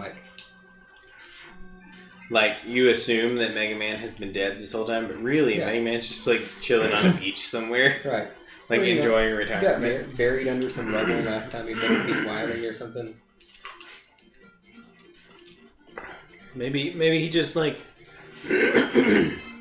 tired of fighting. Maybe at one point he actually definitively beats Wily, and it's just okay, retirement. I'm tired of being a super fighter. Now I'm gonna be a super in Mega Man X7, where X just decides he doesn't want to fight anymore because he's now a pacifist. Oh yeah, is that what happened? That is what happened. I don't recall. In Mega Man X7. How long does that last? Through 6 of the 8 Mavericks. You can only play as Zero and Axel. Why did they do that? No, it makes for good gameplay. To have the main character of the series unplayable for half the game. Wow. Capcom. You know, sometimes we criticize Capcom for making bad decisions, but now that I know that, I take it all back. Capcom always knows exactly what they're doing. Okay. What a crazy idea. Nah. Like Mad Men. What? Making Mega Man, the super fighting robot, a pacifist. Yeah. It was How subversive is that? it was absolutely ahead of its time. That's the most postmodern thing I've ever heard of. Could it be that Mega Man 7 or Mega Man X7 is high art? Sure. It blows as a game, but you know. But it has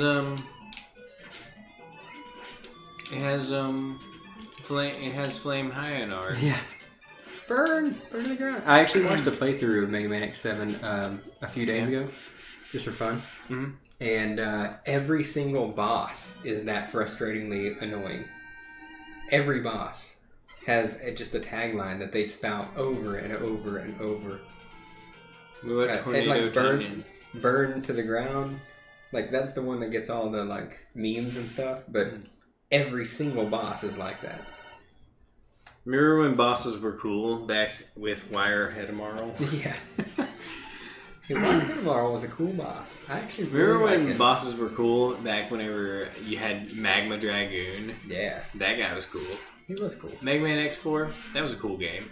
You had Split Mushroom. Fucking awesome. It doesn't get any cooler than Split Mushroom. You had some other guys.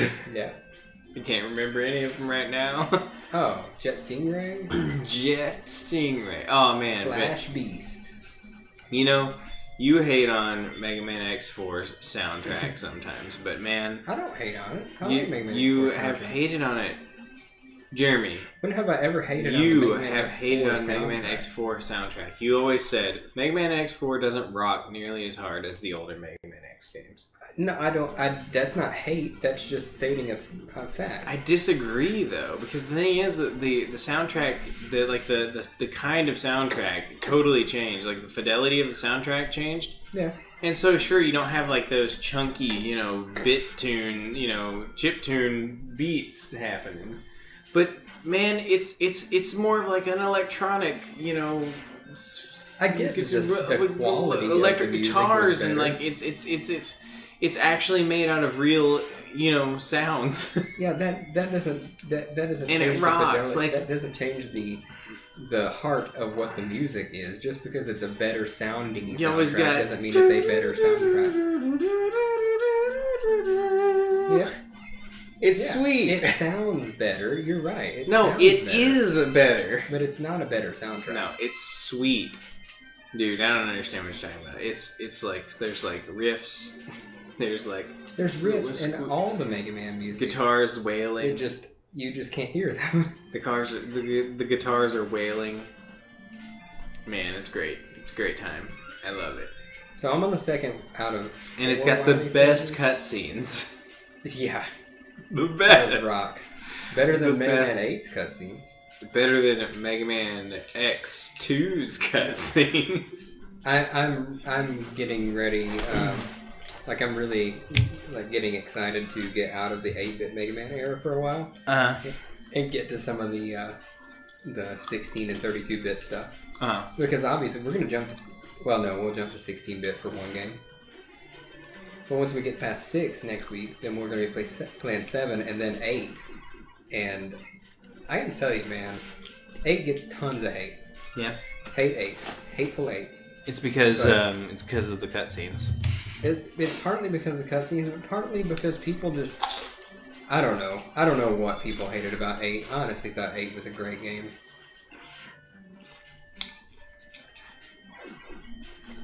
Yeah, that's right. That's how this works.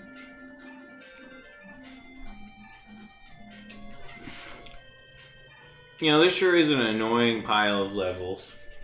What? Just all the levels you've been playing lately. Yeah, Mega Man 5 has an extremely easy 8 bosses, and an extremely difficult, like, end stage. Uh-huh. Like, you could blow through the bosses on Mega Man 5 pretty simply. I feel like that you did, like, just fly through the bosses, but that you've been on the end stages forever. At least, like, twice as long as I was on the bosses. This is ridiculous. I don't like it. There are so many, I think there are probably 8 end stage levels. There are 4 Proto Man levels. So I'm pretty sure there are 4 Wily stages too. Ugh. I'm on Wily 2 though. Mega Man 5 is everybody's least favorite, right? Yeah, it gets a lot of hate. I actually like it. I enjoy it. This is the one you had as a kid, right? Or was that before? I rented 5 a lot as a kid. I only had 6 was the only one I had as a kid. Oh, okay. 6 was... Okay, so 6 was the one that you had as a kid, and that's the one Game Dave loves. Yeah. That's Game Dave's I didn't have it because I loved it so much. I had it because it was at KB Toys. Yeah, and I was like, but Jeremy, you gotta understand. understand. You gotta understand that Game Dave loves it because that was the one he had. Oh, okay. Like his justifications for it. I still think that I probably played 4 and 5 more than I played 6 because I borrowed 4 for a long time and played it a lot. Yeah, because you went over to what's face's. Yeah. He came to my house and he was like, and he was like, Mega Man, and you were like, can I just? And you were like, can I just keep this for a while? And I did, and then so I played that a lot, and then I probably rented Mega Man 5 no less than like 15 times because. You know, as a dumb kid, you don't realize like the value of just like buying the game over renting it. But here's the thing, though. 3,000 No. But here's the thing: as a dumb parents that you have, right? They keep on renting the game when they could have just bought it for you, right? But you'll never convince them to buy it for you, right? Because that's expensive. But they'll rent it every time. I'm just gonna use stupid parents. You know, rentals. That's a thing that kids these days will never even understand the concept of. And it's a real bummer because, man, what a way to play some games. Yeah. You know? What even is rentals? Do you have GameFly? You know, is GameFly a thing still? I think it still is, and I always kind of wanted to do it, but never did. I just, you know, the best thing was Blockbuster. The Blockbuster online DVD service was the best because you could rent games at the store with your DVD service. Like movies through the mail, movies at the store. Yeah, and games worked. Like you could do games with that program as well. So like, whenever that existed for the brief period of time that Blockbuster still existed and had that online DVD thing, that's what we had. Right. And I rented hella games at that time because they were free rentals. And so there was no reason not to. Yep. And it was great. And then they went under for reasons. Yep. And they could have been Netflix if they had played their cards right. Yeah. Can you imagine, you know, if they'd really taken market share and then started offering streaming services through Blockbuster.com? It was just too late, man. Yeah. They got into it too late. Because the thing is, they saw Netflix as, like, Netflix and the internet rental business as a competitor when they should have seen it as an opportunity. Yeah, because, I mean, Blockbuster probably had enough money to buy Netflix in its inception. They should have, actually. I mean, I am sure that, like, with it... Because Netflix, I think, started operations in 98. Yeah.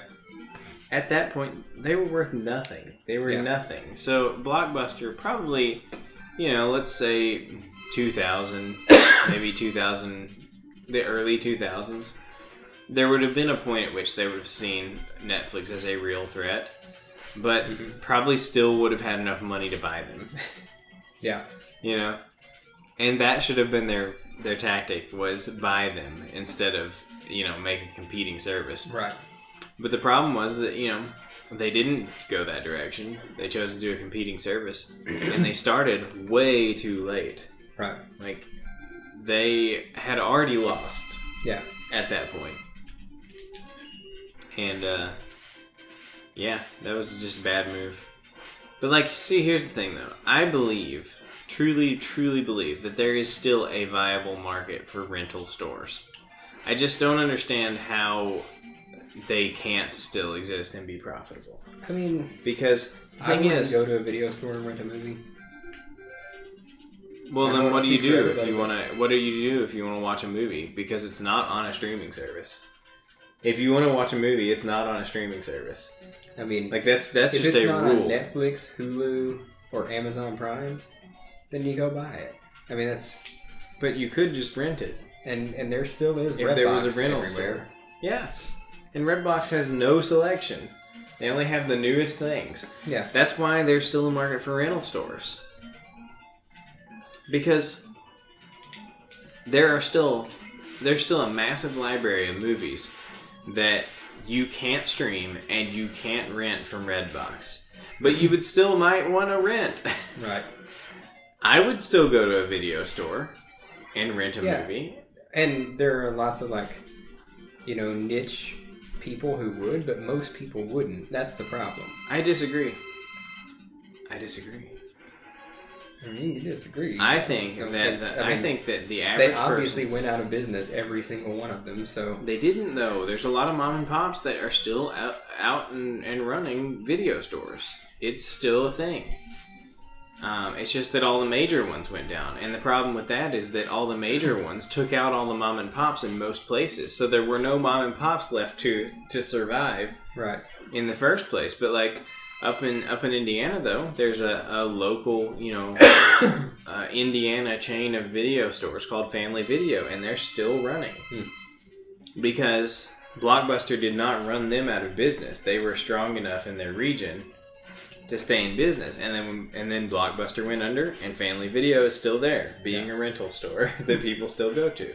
But here, like, what strong local rental stores did we have here? We had Premiere Video, which went out of business. But it went out of business before all the other video stores did. Right. Premiere was out of business before Blockbuster was out of business. There was Jan's Video on G Street. Oh yeah. Yeah, but all those stores were already out of business because Blockbuster ran them out of business. Yeah. And that's the thing. When a massive nationwide chain rolls in and kills all the mom and pops and the regional chains, then what happens when the massive nationwide one goes out of business? Right. Then that thing is just not there anymore. It doesn't exist anymore. But I mean, there were still movie galleries and Hollywood videos around even after Blockbuster went out of business. Hollywood Video? Hollywood Video? That was still around after Blockbuster went out of business? Maybe not the one in Jonesboro, but there were Hollywood Videos around after Blockbuster. Well, I don't know, man. It's a tough gig, man. The rental store business. We should open a rental store. Yeah, that sells beer. Yeah. And has an arcade in it. Yeah. Books. We could call it Beers and Films. Beers and Films. Beers and Films. Brews and... Wait, hold on a second. Features and fermentations. Oh, check it out. That's pretty good. By the way, this is Charge Man. He's a train. I've always liked to lovingly call him a walking around man. Because check out what he does. Well, besides that. Pretty much just walks around. Yeah. Even you'd think being a train, he could do more than just, follow you around as you walk around his... When Dr. Wiley created him, yeah, he needed something that had the ability to help the world by being able to walk around. Right. And by help the world, I mean dominate the world. Yeah. By walking around. Right. It's an important part of the world domination plan.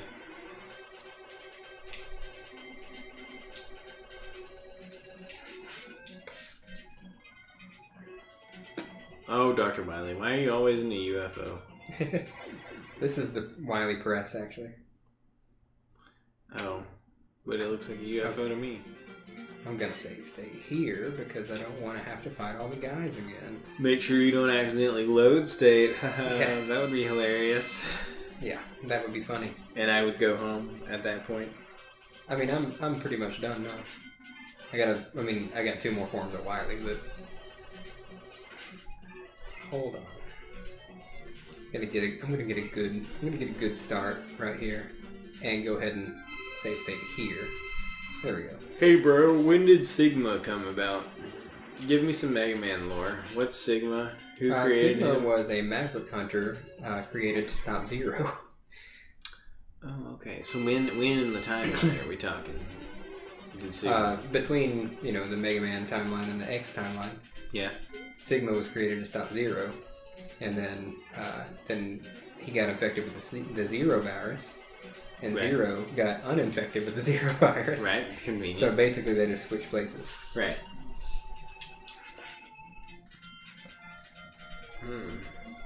Interesting. And that story is in Mega Man X4. Right. So here's the question: is Mega Man X4's story, was it George Lucas planned all along, or did they just kind of like were they just like, hey, we should probably come up with some reason? No, I'm pretty sure it was made up for X4, but it became part of the lore and the canon, and it continued after that.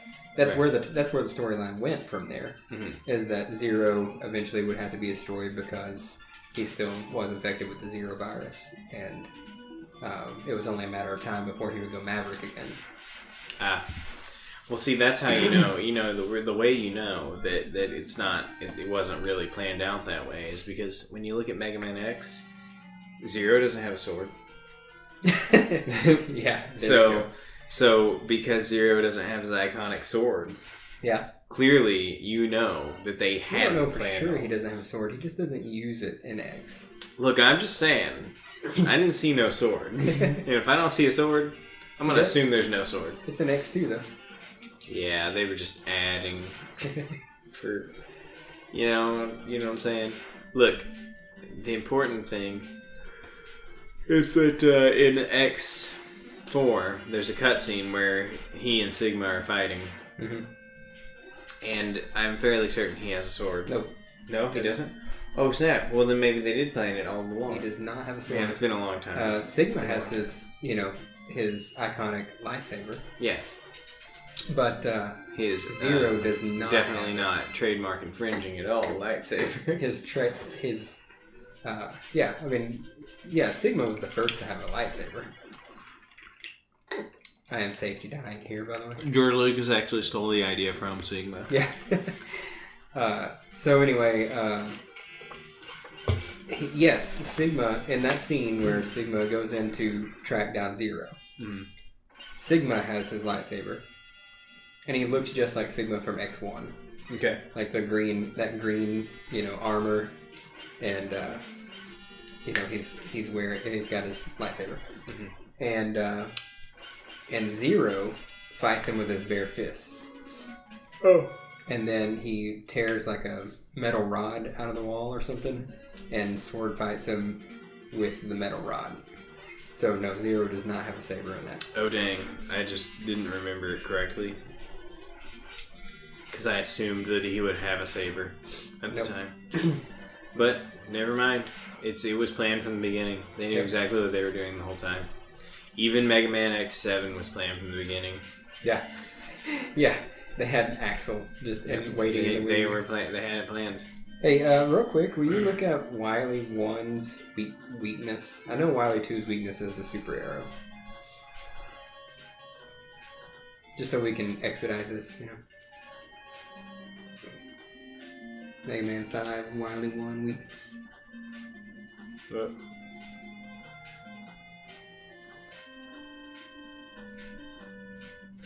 Not Wily Stage 1 weakness. Whatever. It's fine. Probably. Or Wily Machine weakness. Oops. Get out of here, IGN.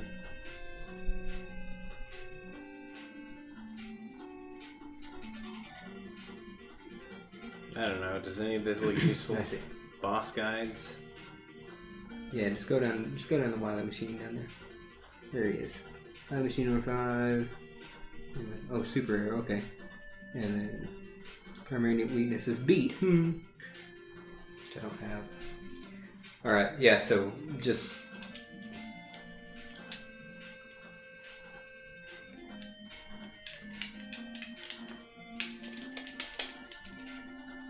Why? Guys, it's been a fun stream. We're gonna see you next week. No, sometimes you just gotta... Oh. Unplug and plug, because, I don't know. It just...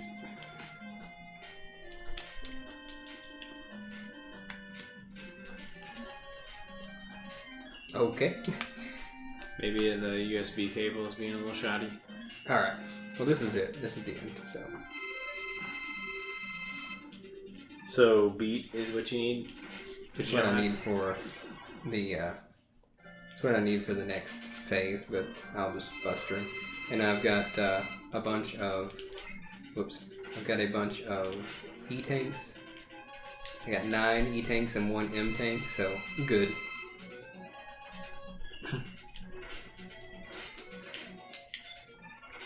Now, when you say beat, do you mean beat Takeshi? Yeah, that's who he's named after. Of Takeshi's Challenge fame, and also a bunch of other stuff. Yeah. Specifically Battle Royale, what he's most well known for. Isn't that the Hunger Games? Yes, that's the order of operations. The Hunger Games inspired Battle Royale. Yeah, I believe that's how it went down.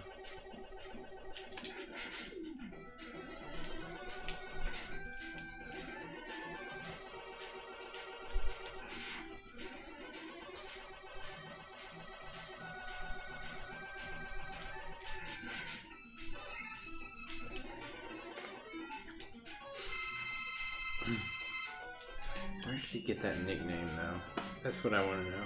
What is his actual name? Takeshi Kitano. Oh, okay. I've only ever known him as Beat Takeshi. That's a nickname. Stage name. No, excuse me, by a stage name Beat. He was an actor too, right? I mean, he was an actor, director. Yeah. Mostly actor. This is not near as hard as I was making it out to be in my head. Oh, yeah? He's just annoying because he goes up too high for you to hit him a lot of times. Ah. But Beat can hit him no matter where he is. Ah, okay, okay. What? He was half of a comedy duo known as Two Beat. Oh. And so the other guy was Beat Takeshi. somebody else. So I assume the other guy was Beat somebody else. Yeah. Yep. Okay, makes sense. Wow, mystery solved. Who would have even known that we were going to solve such mysteries as why Takeshi Kitano's stage name is Beat Takeshi? I'm Beat Uematsu. I'm Beat Takeshi. We're a vaudeville team. Yes, I believe that's what the deal is there. Whoops. Hey, I beat Mega Man 5. Oh yeah? Sure looks like it. I really thought I had saved state right before that, so... We can end it if you want. Can you beat this at some point? I mean, in the next, 3 minutes, yeah. Okay, that's cool. I just made the mistake I'll stick around for 3 minutes. I made the mistake of not using an E-tank when I needed to. Ah.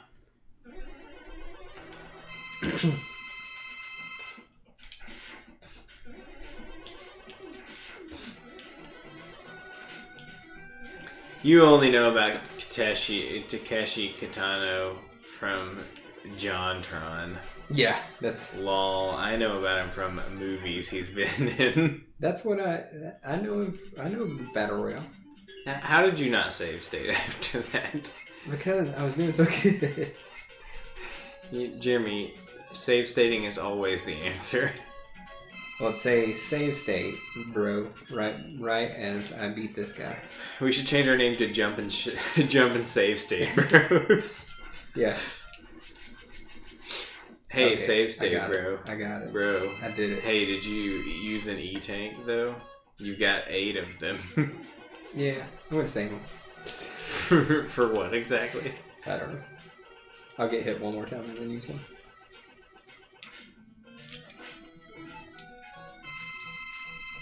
Save state. See, this is how you play games right here. Save state after everything. You just don't want to get too save state happy because then you'll accidentally save state yourself at a game over screen. Yeah.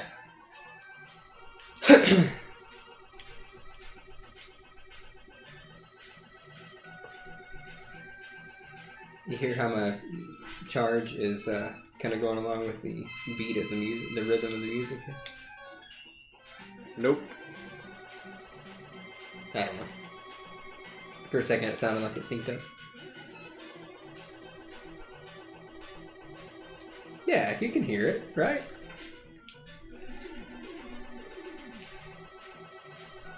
No, it's off sync now, but if I had it at the right interval, it would be.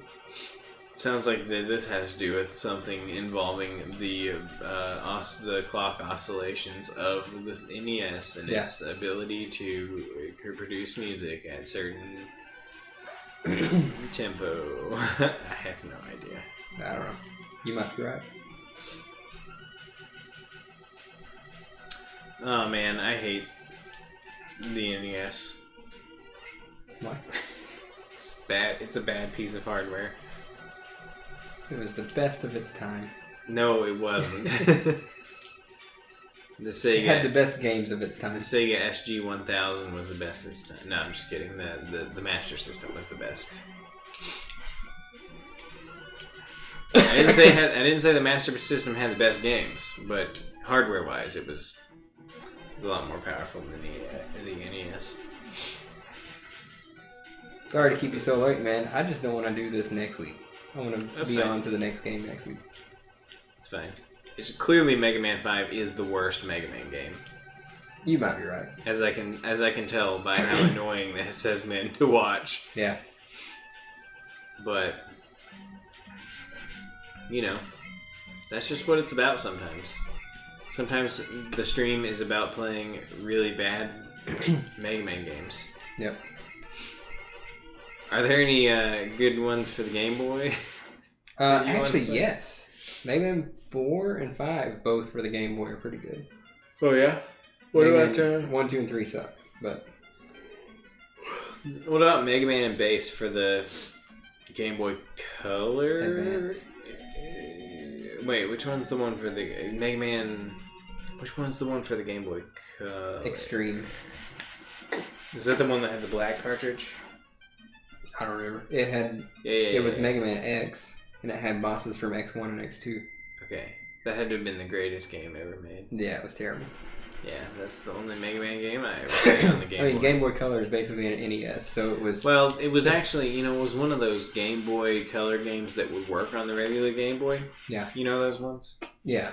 Like made for Game Boy Color, or works on Game Boy Color. Yeah, the ones that where the color part of it works on the Game Boy Color, but it will still play in black and white on a Game Boy. Right. Versus the Game Boy Color games that would not work on the Game Boy. Why?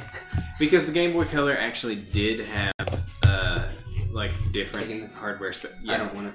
Yeah, I'll take it. The Game Boy Color did have some more advanced hardware in it and was more powerful. Yeah. So games that were made exclusively for the Game Boy Color were built to run and take advantage of the better specs of the Game Boy Color. Yeah. But those dual function ones only had the color palette information that would work on the Game Boy Color, but were just a Game Boy game. Right. With extra palette data. Yeah, Mega Man Extreme, I remember as a kid hating it. Oh yeah. Well, I have that cartridge at home, so. Do you really? Yeah. Well, I did, at least until, I would assume I still have it, because I don't know what would have happened to it otherwise. Well, anyway, hey guys, sorry about the stream being kind of meandering and terrible. We didn't really have a topic, but I think we kind of sort of managed. Yeah. But next week we'll be back to normal, probably. Yep. And we'll be in the normal location. with nice posters. Probably even be posters in there if Jordan will do anything about that. We will come up with something interesting to talk about. I would like to say that we're going to make a commitment here to come up with a topic. We'll be playing arguably a better game. Game Dave would definitely argue that. Shout out to Game Dave. I know all of you people here watching us have never heard of Game Dave. I've never heard of Game Dave. You should go watch Game Dave. He's great. He's my favorite game reviewer YouTube guy. Yeah. You know that genre of YouTuber? Mm-hmm. That game, that funny... just talks about an old game. That funny game reviewer guy genre? Game Dave's my favorite. You know, there's probably 300 channels like that where they just talk about an old game. Yeah. For some reason. Yeah. Yeah. You mean like 300 like prominent channels? Yeah. And probably 300,000 to 400,000 channels that have like one or two videos out there talking about an old video game. Yeah. Well, anyway, Game Dave is my favorite.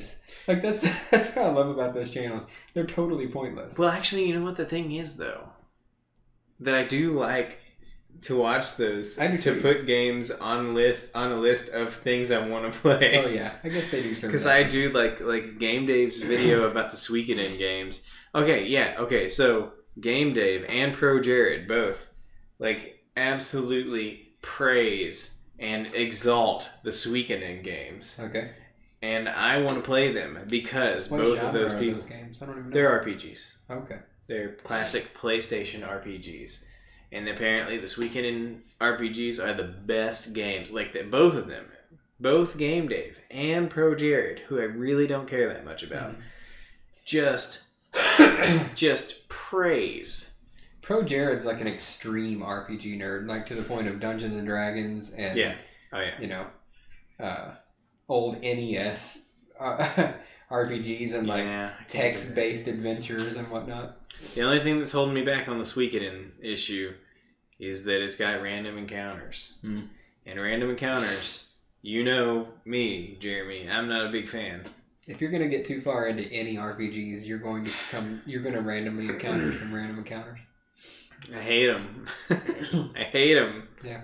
It's bad technology. Anyway. That's Beat. Oh, cool. Nice to see you beat Takeshi.